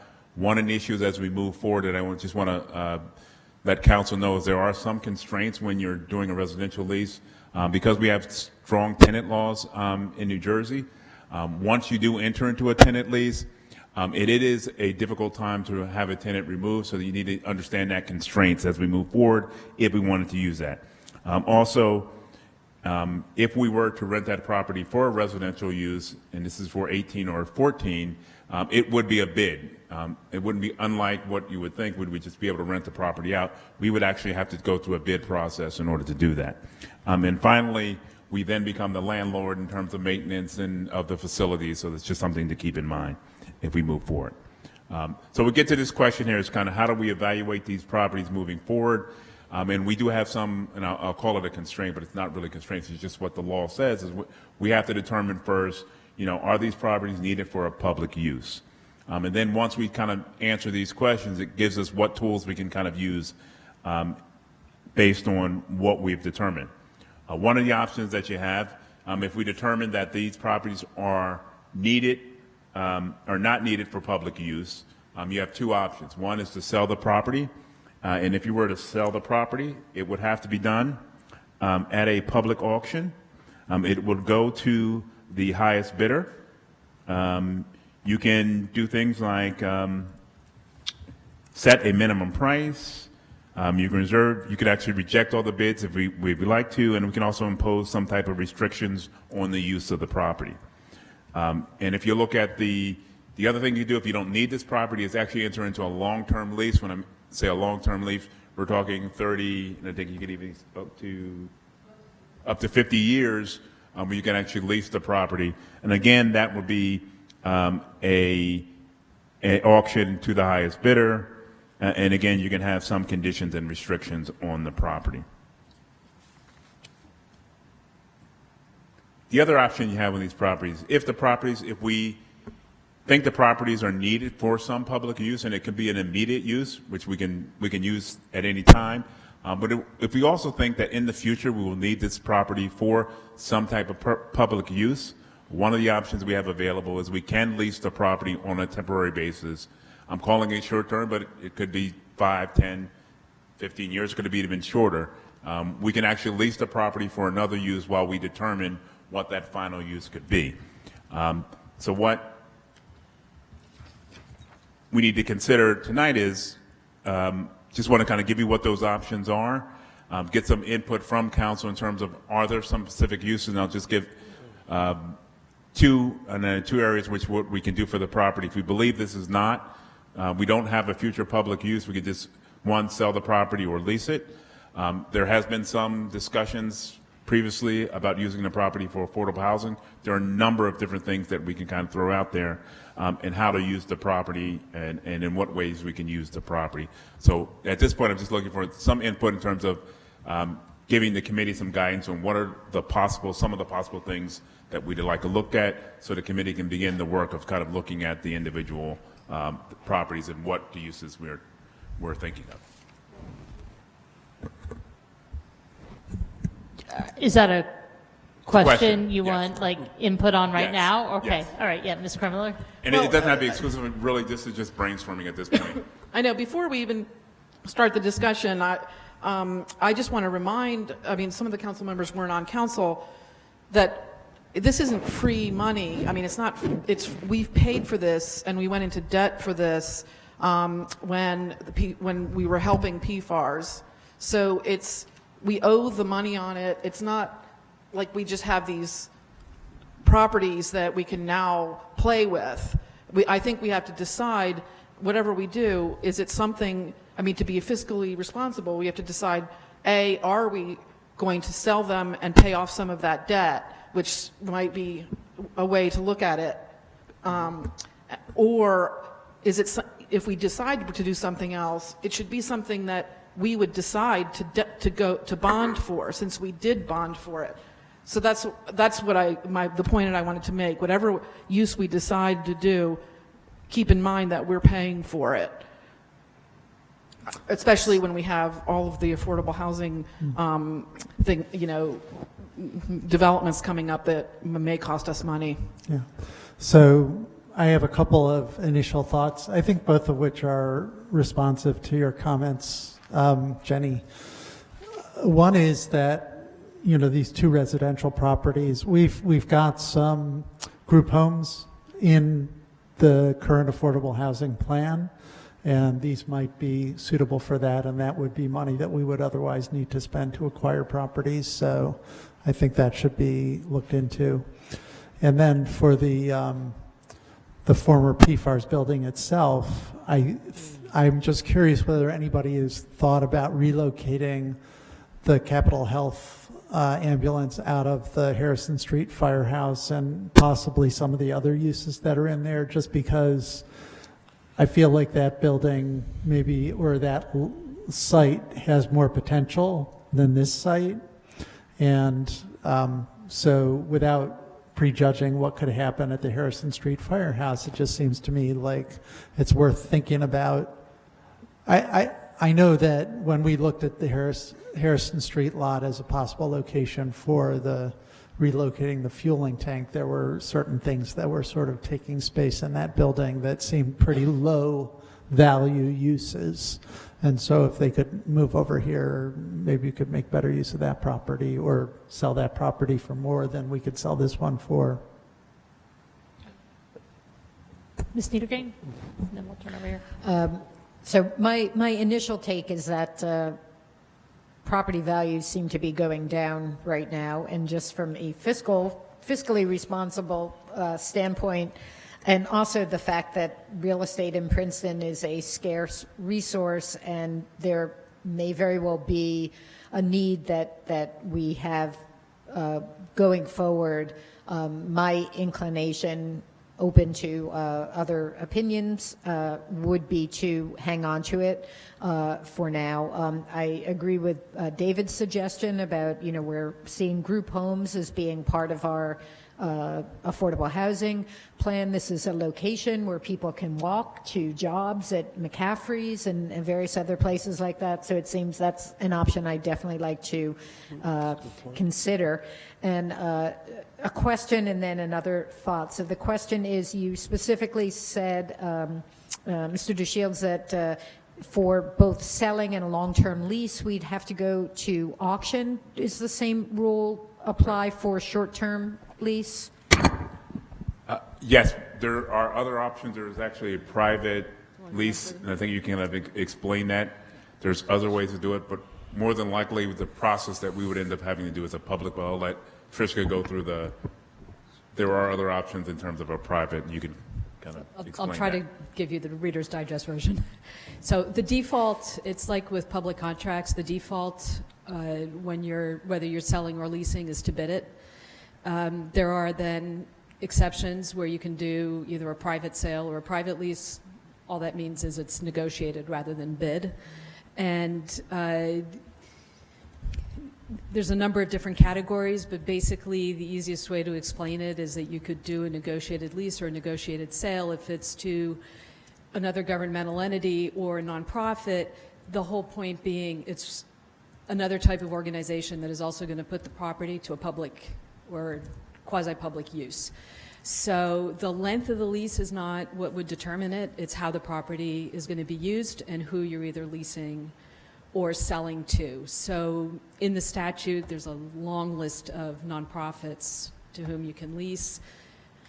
The process that you have to follow, but those are all negotiated leases that can be for, $1 or some other form of consideration, and then there's a bunch of other requirements that tack on. I think the only reason Mr. DeShield is bringing up long-term versus short-term lease, that has just more to do with when do you think you'll need the property, because the longer the lease term, potentially the more money you could get for it, or that probably expands the types of, the options that someone would have in terms of how to use the property, because you're not going to invest capital if you only have a very short-term lease versus a longer-term lease. Okay, thank you. That was very helpful. So two other possible uses might be, I know we've discussed moving the senior center, and I don't know, I'm not very good at volume measurements, so I don't know if this is too small. And the other possibility, although the work involved in this might be prohibited, is we've talked about kind of workforce housing, maybe for firefighters or other people who are taking public sector jobs, and whether it's temporary housing or longer term. And I, at this point, again, knowing what I know, I would be disinclined to enter into a 30 to 50 year lease, because I feel like that just removes all possibility of really having the building serve our needs in the short run, and 30 to 50 years just seems like quite a long time. So, thanks. We can start with Tim and then go down. Sure. I think that I agree with Councilwoman Niedergang that we should hold on to all of these properties. I like the group homes for the 2 houses. There's been discussion at Public Works about the Public Works facility on John Street, the trailer that's there that's used for Public Works to meet in the morning, as being inadequate since sewer operating employees have been relocated there. Maybe that's a temporary solution to that problem. Again, I don't want to add another Public Works facility. We're sort of all over town with Public Works, but as opposed to building a new building, which was something that was discussed, or expanding that trailer, it makes sense that that's an immediate public use that might work there. So I echo my colleagues' thoughts on the use of the homes as group homes, or even, I would even like to consider for affordable housing.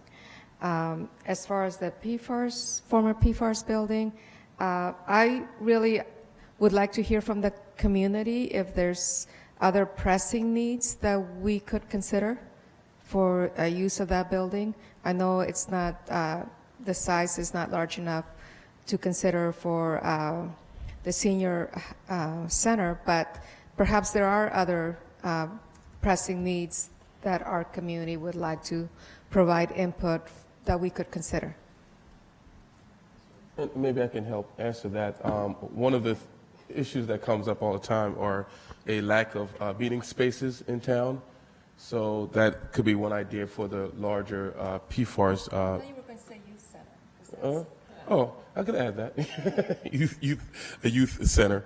Some other thoughts, and I guess I call them wonderings out loud that I'm having, and each comes with a couple questions. One of them goes back to what Councilman Cohen had brought up regarding the group homes. I'm just wondering if this, for our third round of affordable housing, typically we're talking about buildings that were newly built. Would we get any credits for a new use?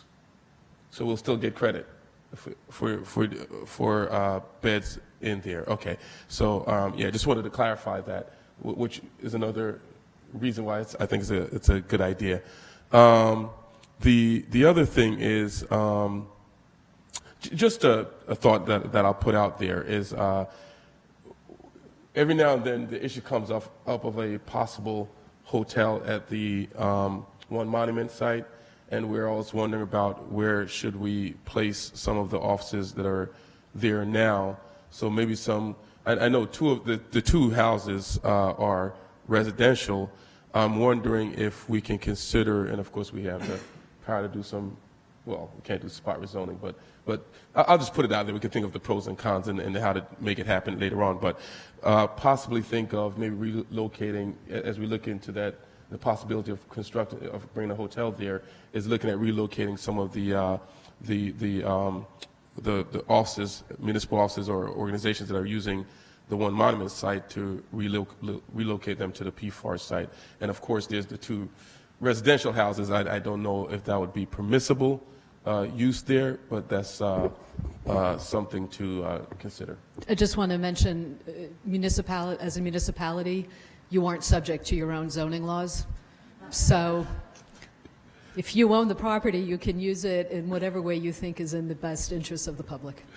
Right, that sounds good. But I was also thinking of how the neighbors would react and that type of thing. Even that is right I'm just perpendicular telling you to legally, Harrison Street, and we have the whole Harrison Street Shopping Center right the here. political option that may or may not be good, legally it's available to you. And that's good to know. So thank you, Trishka. I would just add, I was having a conversation earlier with Michael LaPlace, so thank you for coming. But if we remember, the reason why we ended up with this property is because we did a swap with PFARs, and one idea we might want to consider is, do we want to swap this property for a property that might be in a location or adjacent to a property that we have where it would be of more use? So I think that we might want to put that on the table for exploring whether there might be some other property out there that is somewhat equivalent in value, or that it would help with getting a piece of property that we might be able to help address our needs. And I just had some questions too about the assessments that were done on the properties. There were 3 different assessments, so I'm not sure if you thought of the property as one contiguous property, if that changes the assessment, if it's just a sum of the 3, or if you're looking at it as one big property and you think about what that might mean if it's a different value. Because I think in some of these decisions we're making, I think it just feels like we don't necessarily know truly what the value might be. And then the other question is just, what are the condition of each of the buildings? I mean, the houses looked in decent shape from the outside, but are they move-in quality? Is there work that's required on them? The PFAR site, I mean, we've all been in there. It seems like probably a tear down for most functions there. So, yeah, Mr. Cohen. Just a thought occurred to me in terms of the swap property to look at might be that derelict, former service station across from the Packet building, because I think that's a similar size and it's a great location to be close to the municipal complex. So, the one I'm talking about, I'd be really interested in looking into whether that might be available for a swap.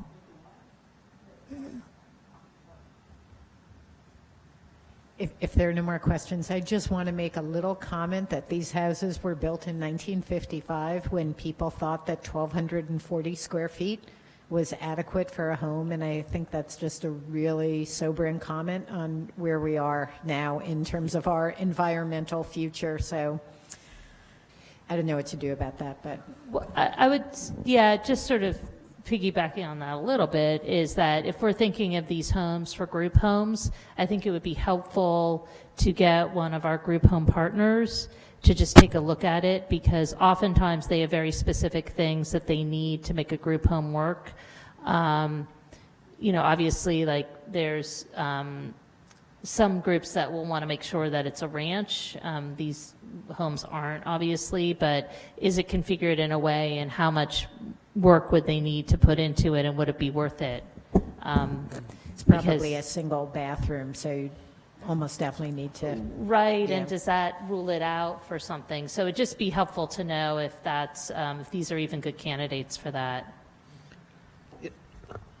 I feel pretty optimistic that they would be good for group homes based on what we've done in the past, because the organizations that do them often buy the home for several $100,000, and so they wouldn't have that expense. And so I feel like they do have funding for improving the houses.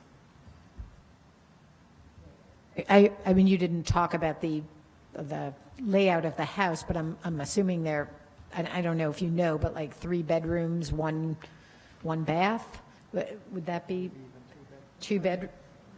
Those kind of Cape Cods often have 2 bedrooms upstairs and just living space downstairs. I can tell you exactly on each one. On 14 Clearview, there are a total of 7 rooms, 2 bathrooms, 2 bedrooms.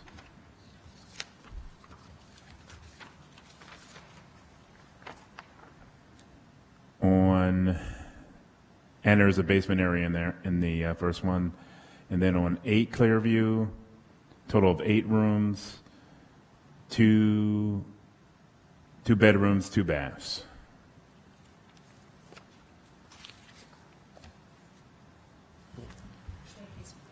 But were you thinking that we might do some very short term, like 6 months or 1 year while we're deciding? I mean, because I think we don't want to leave them empty, and is that an option? Well, one of the issues, particularly, and that's why I kind of brought the issue up of the residential properties. If you're looking to do that, I think in the near term, a year or 2 from now, then I would just be cautious about the ability to actually get the tenants out, and you may want to think about that. But in terms of using the other properties in terms of short term, if you don't have an immediate use for it, we can definitely have the committee sit down and kind of develop a lease and see what are there restrictions you want on the property for doing a lease on the property. Are the rules different if it's owned by the municipality? Because I think there are at least some protections for landlords. If you rent out a house and you have a year lease and it says at the end of the lease, you might want to sell it.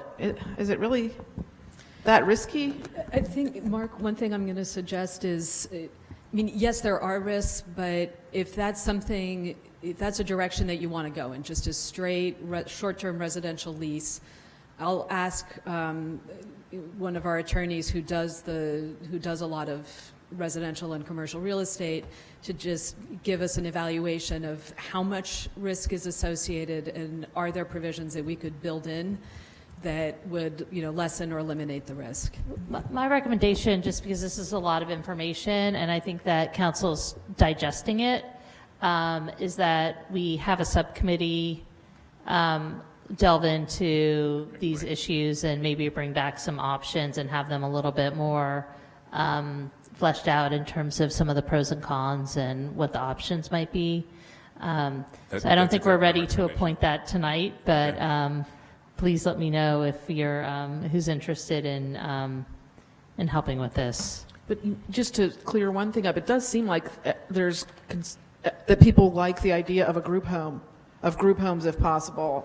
Yeah, just to make it easier, I wanted to make sure everybody feels that way. Well, I think we should look and see if they're viable. Yeah. Right. And they're not the largest houses in the world. No, so most of the group homes have been, consider. most of the properties we've purchased for group homes have more bedrooms than these do. That's why I think it's Absolutely. worthwhile to just see if they're viable or not. Yeah. Okay.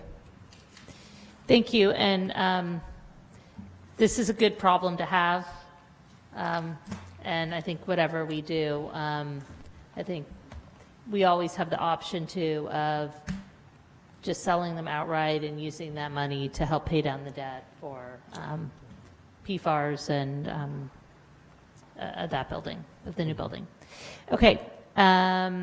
We have a ordinance public hearing on the agenda, ordinance 2019-28, an ordinance by the municipality of Princeton accepting the donation of 40 plus or minus acres of passive open space located between Ridgeview Road and Cherry Valley Road and designated as block 501 lots 3 and 10 on the Princeton tax maps.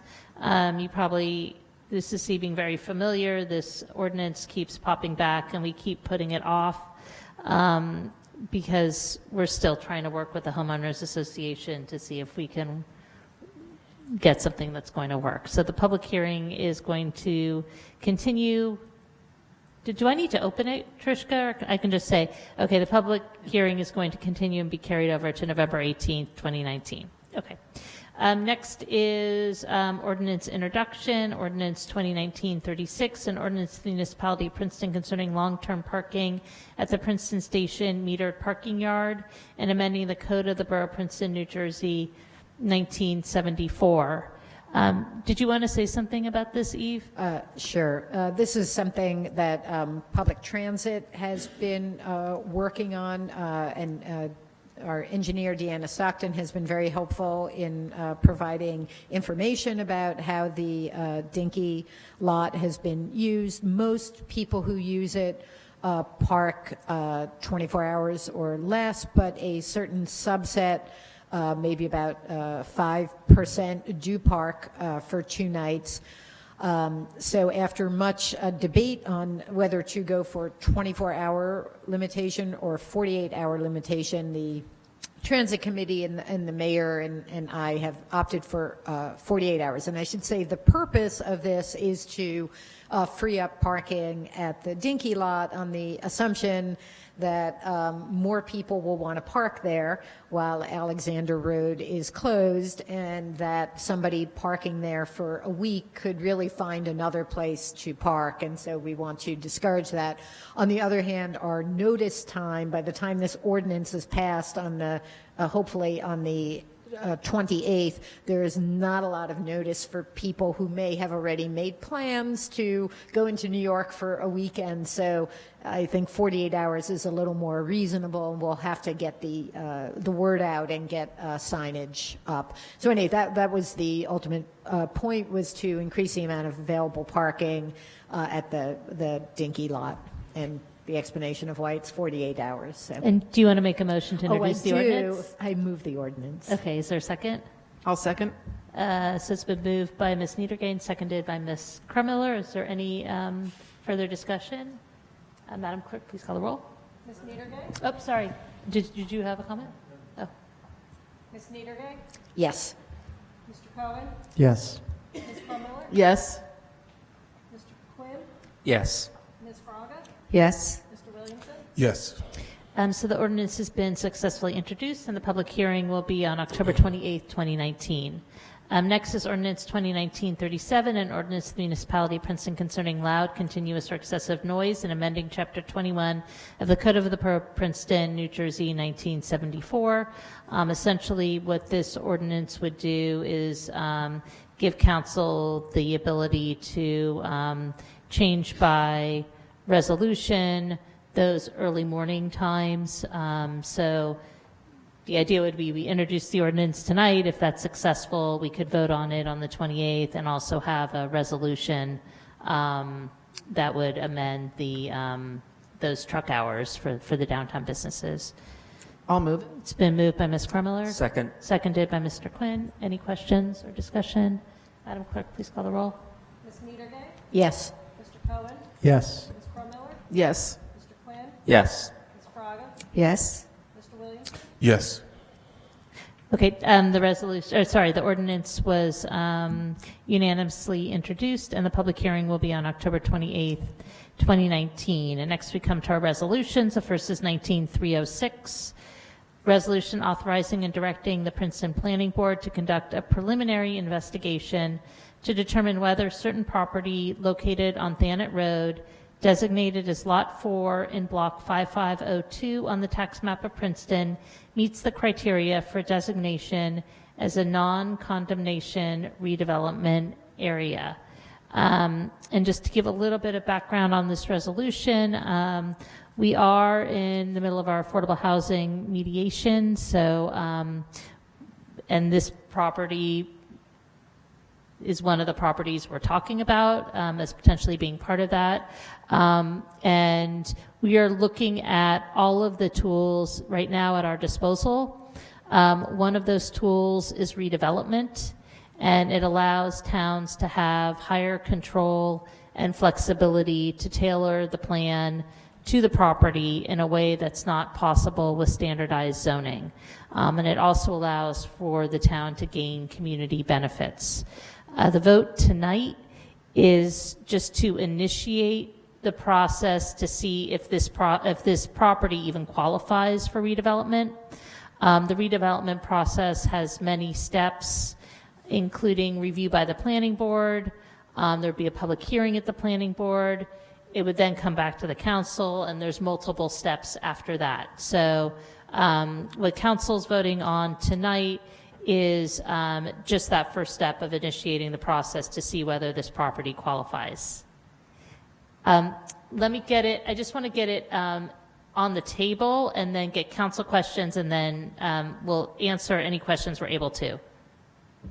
I'll move it. So it's moved by Ms. Kremiller. Second. Seconded by Mr. Cohen. Are there any questions or comments from council? The only comment I wanted to make is I know that we've been using this term non-condemnation redevelopment area, and I have a feeling that not a lot of members of the public really understand what that means. And of course, we're going to, if we do pass this resolution, there will be a hearing at the planning board, et cetera. I'm just wondering out loud if there's something we can do to give a better idea, maybe on the municipal website or something, to define exactly what that means and what people, so people can decide how it's going to affect their immediate neighborhoods. And I can also answer the question now, in addition, if that would help. That term is the result of a somewhat recent change to the law. One of the reasons that redevelopment can be so controversial is that it normally carries with it the ability to condemn any property that is within the designated redevelopment area, and the most famous example being the case out of New London many years ago, where a lady lost her house as a result of that sort of activity. So the redevelopment law was amended in New Jersey so that now, even at the investigation stage and at the designation stage, the municipality has to make a choice as to whether it is a condemnation or a non-condemnation redevelopment area. And in a non-condemnation redevelopment area, the ability to condemn property is taken off the table.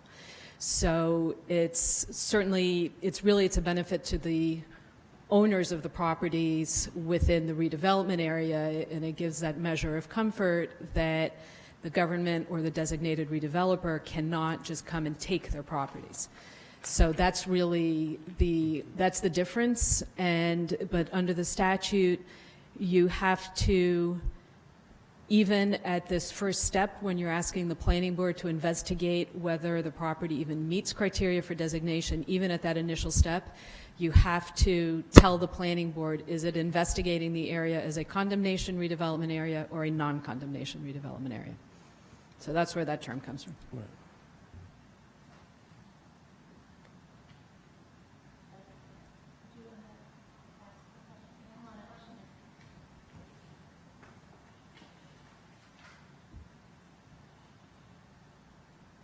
Hi, I'm Andrea Bradley. I live at 43 Governor's Lane, and I have the pleasure of being here tonight instead of going to my Governor's Lane board meeting.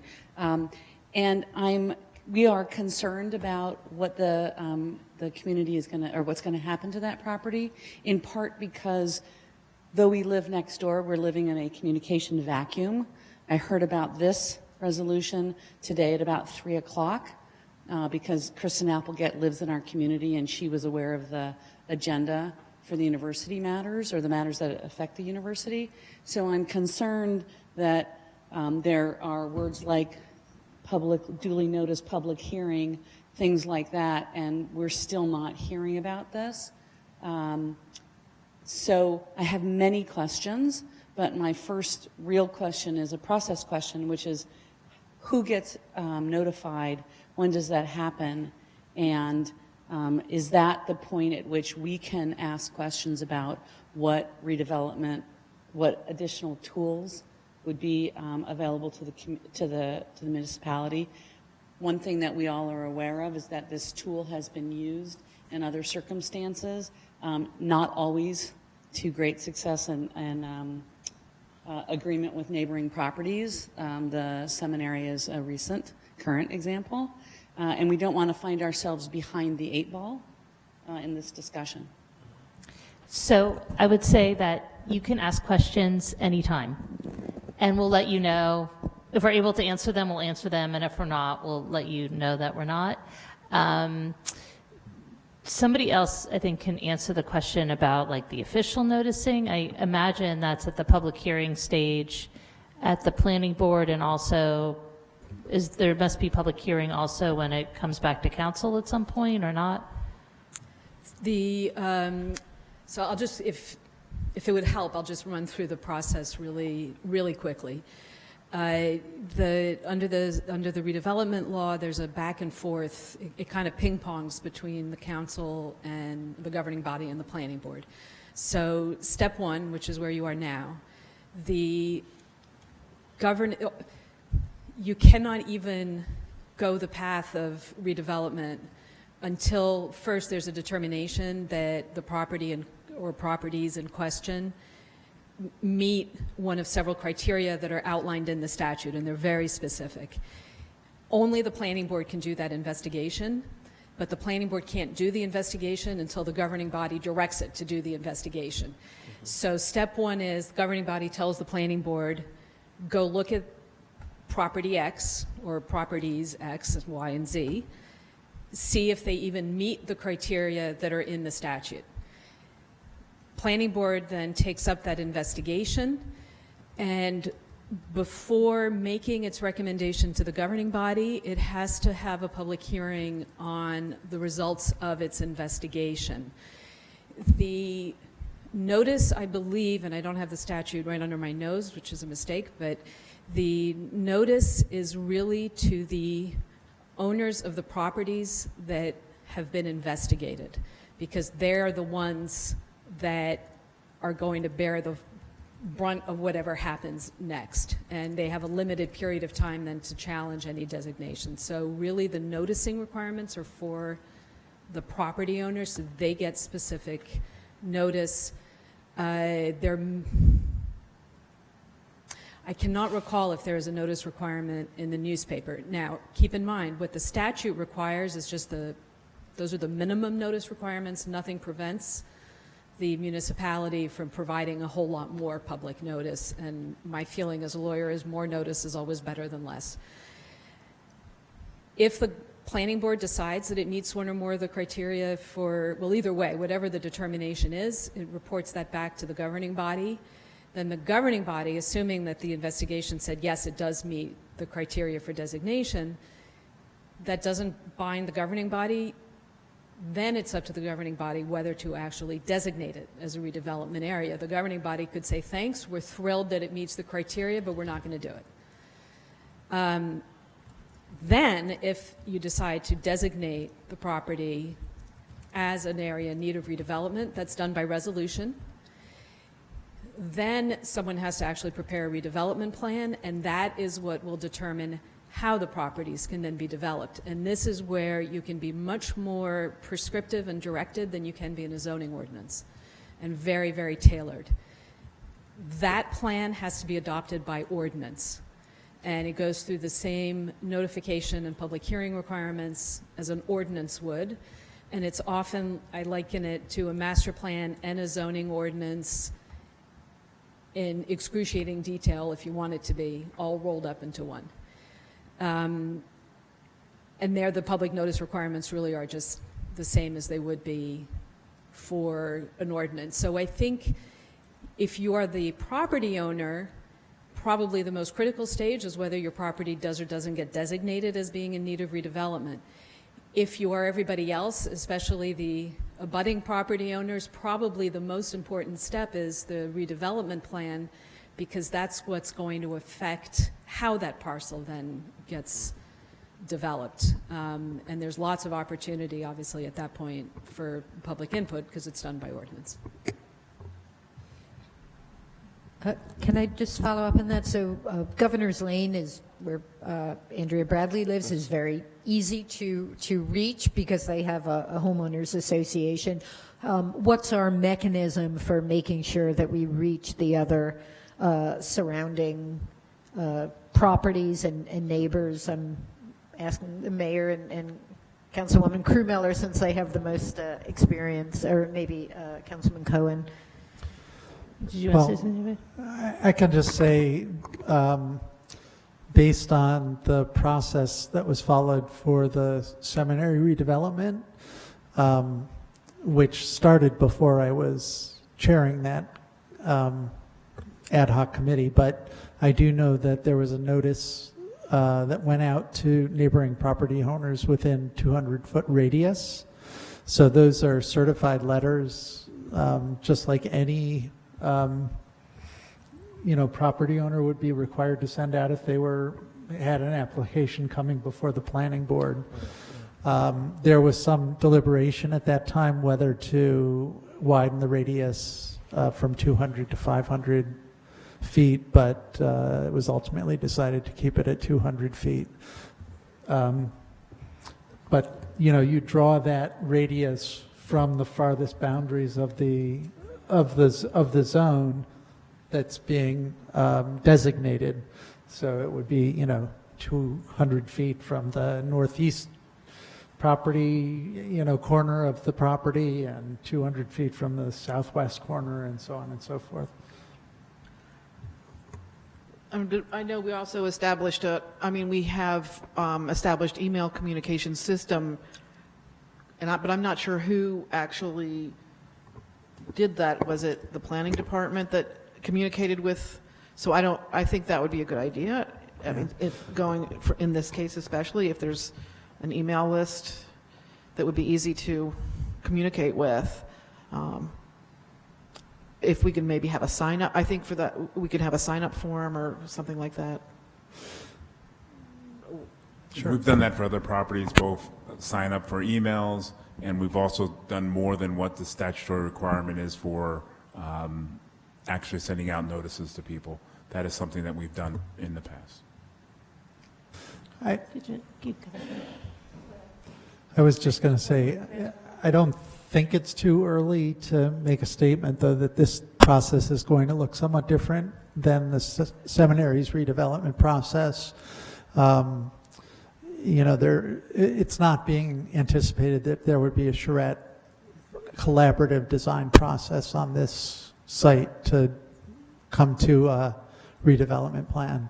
It's going to be something that's going to be developed by the property owner, and then the public will have input looking at it, but not helping to develop it. I just wanted to ask one other question, which is that there are 3 buildings there. 2 of them are one parcel, I believe, is the terminology, and one is the other. The 2 buildings that are the parcel that I believe is the subject of this resolution are the ones that are furthest away. So 200 feet from that parcel line may only encompass that other property. So nobody else would know about it, and it is to the property owner's benefit in this particular circumstance to have flexibility with the way that to change the zoning essentially, because it's not zoned for residential. So it seems to me that designating it as a redevelopment property makes it eligible to be rezoned, which is why we care so much about it. So because of the unusual configuration there, I think we have to be careful about what we do. I am the Governor's Lane Condo Board. We have our own email address. I'm happy to provide that. I'd like to be in touch with the planner if I can and follow up on this, because we don't want to be obstructionist, but we do want to be informed. Yeah, we totally understand. Did you state your name for the record already? Andrea Bradley, yes. Great, thank you. Kate, did you want to say something? Kate Warren, Jefferson Road. So this caught my attention as I was sitting here. I'm just trying to, we all know what property this is, so I don't know why you just don't say it. This is like one big problem with the whole affordable housing, as we all know.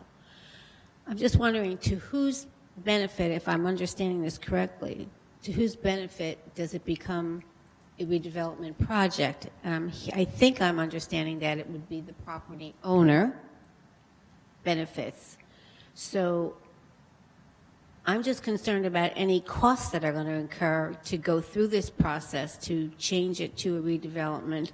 And if the taxpayers are going to assume that cost, I would prefer that the property owner, if I'm understanding correctly, is the beneficial recipient of having a redevelopment, that they be paying that fee or fees going forward. And it's just the second question I have is this the same? I'm sorry about the seminary, because I really don't have my head wrapped around that, but I recall when the library was being built, and that was also looked at as a redevelopment project, non-condemning, I believe, condemnation. So is it similar? Is that what we're talking about? Somehow the developer is going to get some benefit out of it, but the municipality gets a greater benefit because they can control somewhat what's going to go there, more so than they could through the present zoning? Or it's just a way to obfuscate the present zoning and come up with some kind of negotiation because of the fair share housing lawsuit? I'm going to ask Trishka to help answer that, but I would say one of the benefits is that it allows the municipality greater control. There are also potentially additional benefits to the municipality that can be negotiated. Through having it because you have designated. a redevelopment plan that includes community benefits that can be negotiated and included in there. Do you want to describe it? No. First off, I just want to say at this stage, a lot of this is hypothetical because we don't even know that the properties will qualify for designation, and that's really all this is. So I think it's important, as the lawyer in the room, to remind everybody don't get too far ahead. But yes, the redevelopment statute has so many different things that become available when a property is designated. I'm going to list some that have no applicability here but are just by way of example. For instance, a redevelopment designation, if you have environmentally constrained property, can give you access to all kinds of state and federal money to clean it up. One of the very common things is it does enable municipalities to negotiate payments in lieu of taxes, which frankly can be as much or more than the property owner would be paying anyway, but it gives you a lot of financial tools that might not otherwise be available. Again, depending on the parcels, the needs, there can be affordable housing set-asides that become mandated in a different way than they would be under normal inclusionary development. I mean, there's a very long list that I'm not going to hit everything, but those are some examples. But just a redevelopment designation then can unlock all sorts of different things on top of just being able to create a redevelopment plan that is very tailored to the community's needs. And then just one quick follow-up to that. Is this coming late in the game where we're setting ourselves up for a lawsuit by going through this process? Meaning, is the property owner at some point already further than you are in your thinking, and redevelopment isn't something that they would be looking to do, and so therefore you're sort of we're coming into it really late, and the property owner is saying, wait a minute, we're happy with the zoning the way it is. I can't imagine that is that, but I'm just concerned about maybe the timing of this. And are you ahead of the game? Or are you reacting to something? Are you being proactive? No, I think I would describe it more as being proactive, that, we are in negotiations. We want to make sure that we have all the tools that might be useful to the community in this, because as you know, this process, most of it has the town with its hands tied behind its back. Right. So this is a way for us to advocate for the town and to hopefully get a better outcome. But again, it's premature to. Right. It's just it's a tool, and can we use it? We don't know yet, but we feel like we need to at least explore whether it's a viable tool and what that gets us, and whether that's a benefit to the community. And so there's been no resistance on the other side of the equation. Okay, that's Not yet. That's what I'm afraid of. Thank you.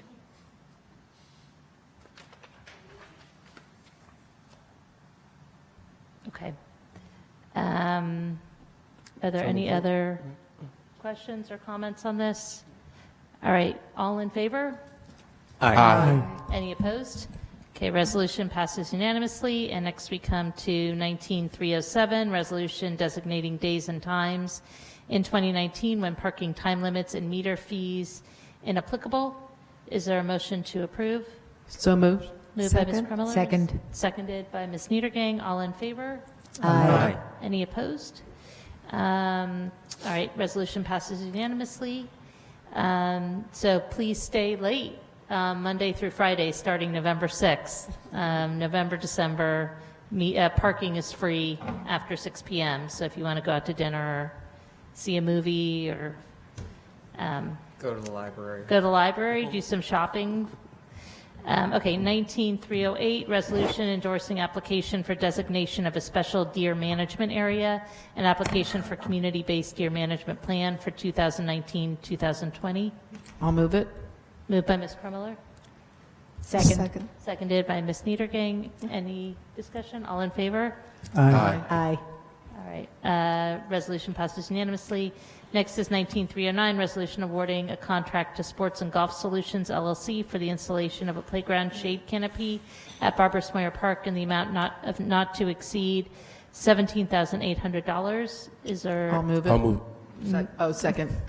Moved up by Mr. Williamson, seconded by Ms. Kremiller. Any comments? All in favor? Aye. Any opposed? Resolution passes unanimously. 19310, resolution authorizing the amendment of Resolution 19262 from Central Jersey Equipment LLC to the John Deere Company using Middlesex County Educational Services Commission of New Jersey, contract number ESCNJ 1819-25 for a John Deere XUV 825M multi-purpose maintenance cart with snowplow attachment in the amount of $25,899.35 for use by the Recreation Department. Is there a motion to approve? I'll move it. Moved by Ms. Krummeller. Second. Seconded by Mr. Quinn. All in favor? Aye. Any opposed? Resolution passes unanimously. Next is 19311, resolution authorizing the award of a contract to GT Mid-Atlantic via the Sourcewell contract for a new case 621G wheel loader for SOC in the amount of $176,042.65. I'll move it. Moved by Ms. Krummeller. Second. Seconded. Who was that? Seconded by Mr. Quinn. All in favor? Aye. Any opposed? Resolution passes unanimously. Resolution 19312, resolution authorizing shared services partnership agreement with Mercer County Department of Human Services, Office on Addiction Services with Corner House for a bilingual clinician in the amount of $65,000. So moved. It's moved by Mr. Williamson and seconded by Ms. Fraga. Yes. All in favor? Aye. Any opposed? Resolution passes unanimously. Can I just ask a question about that? So I found this a little bit confusing. So we're getting a grant from Mercer County for $65,000 for 2 years to pay for a part-time. Bottom line is no money out of the municipal coffers. I'm just curious how much is part-time, and does that meet? I know Corner House has been looking for this service for a long time, but how much of the need does this meet, I guess? I don't have the question in terms of how much of the need. I can find out and get back to council on how much the grant would actually If I may challenge Gary de Blasio, is well needed, and this will be extremely helpful. Oh, I know it's very well needed. I'm just Yeah. part-time. Is it 15 hours a week? Is it 20? Is it 30? You know, and what? Just how far towards meeting the need does this go? Just to have a complete picture. So I'd appreciate more info when you have it. Thank you. Okay, next is 19313, resolution authorizing the award of the contract known as Princeton Fall 2019 Ash Replacement Project to Sunset Creations Incorporated in the amount of $11,270, Manners of Fieldwood, and $11,320 for Campbell Woods. Is there a motion to approve? So moved. Moved by Second. Mr. Quinn and seconded by Ms. Kremiller. All in favor? Aye. Any opposed? Resolution passes unanimously. Next is 19314, resolution authorizing the award of the contract known as Princeton Fall 2019 Planting Project to Sunset Creations Incorporated in the amount not to exceed $30,690. I'll move it. It's been moved by Mr. Second. Quinn and seconded by Ms. Niedergang. All in favor? Aye. Any opposed? Next, we come to the consent agenda, which contains items of a routine nature, passed by a single vote. Are there any items anybody would like removed? I need item 13 removed again. Okay. Can I have a motion for the consent agenda minus item 13? Second. Moved by Ms. Fraga, seconded by Mr. Quinn. All in favor? Aye. Any opposed? All right, now we take up number 13, completion time extension to May 31st, 2020, to Shabbat, Lubavitch, and Mercer County Incorporated for 645 State Road, Block 2701, Lot 3, major site plan with conditional use with variances. Move.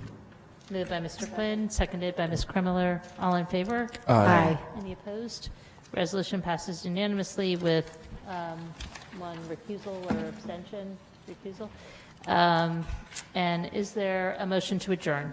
So moved. Second. Moved by Mr. Cohen and seconded by Ms. Niedergang. All in favor? Aye. Any opposed? All right, meeting is adjourned. So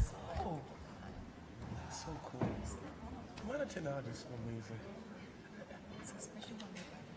I know. It gives you that extra sense of security. Nobody's coming on. Yeah.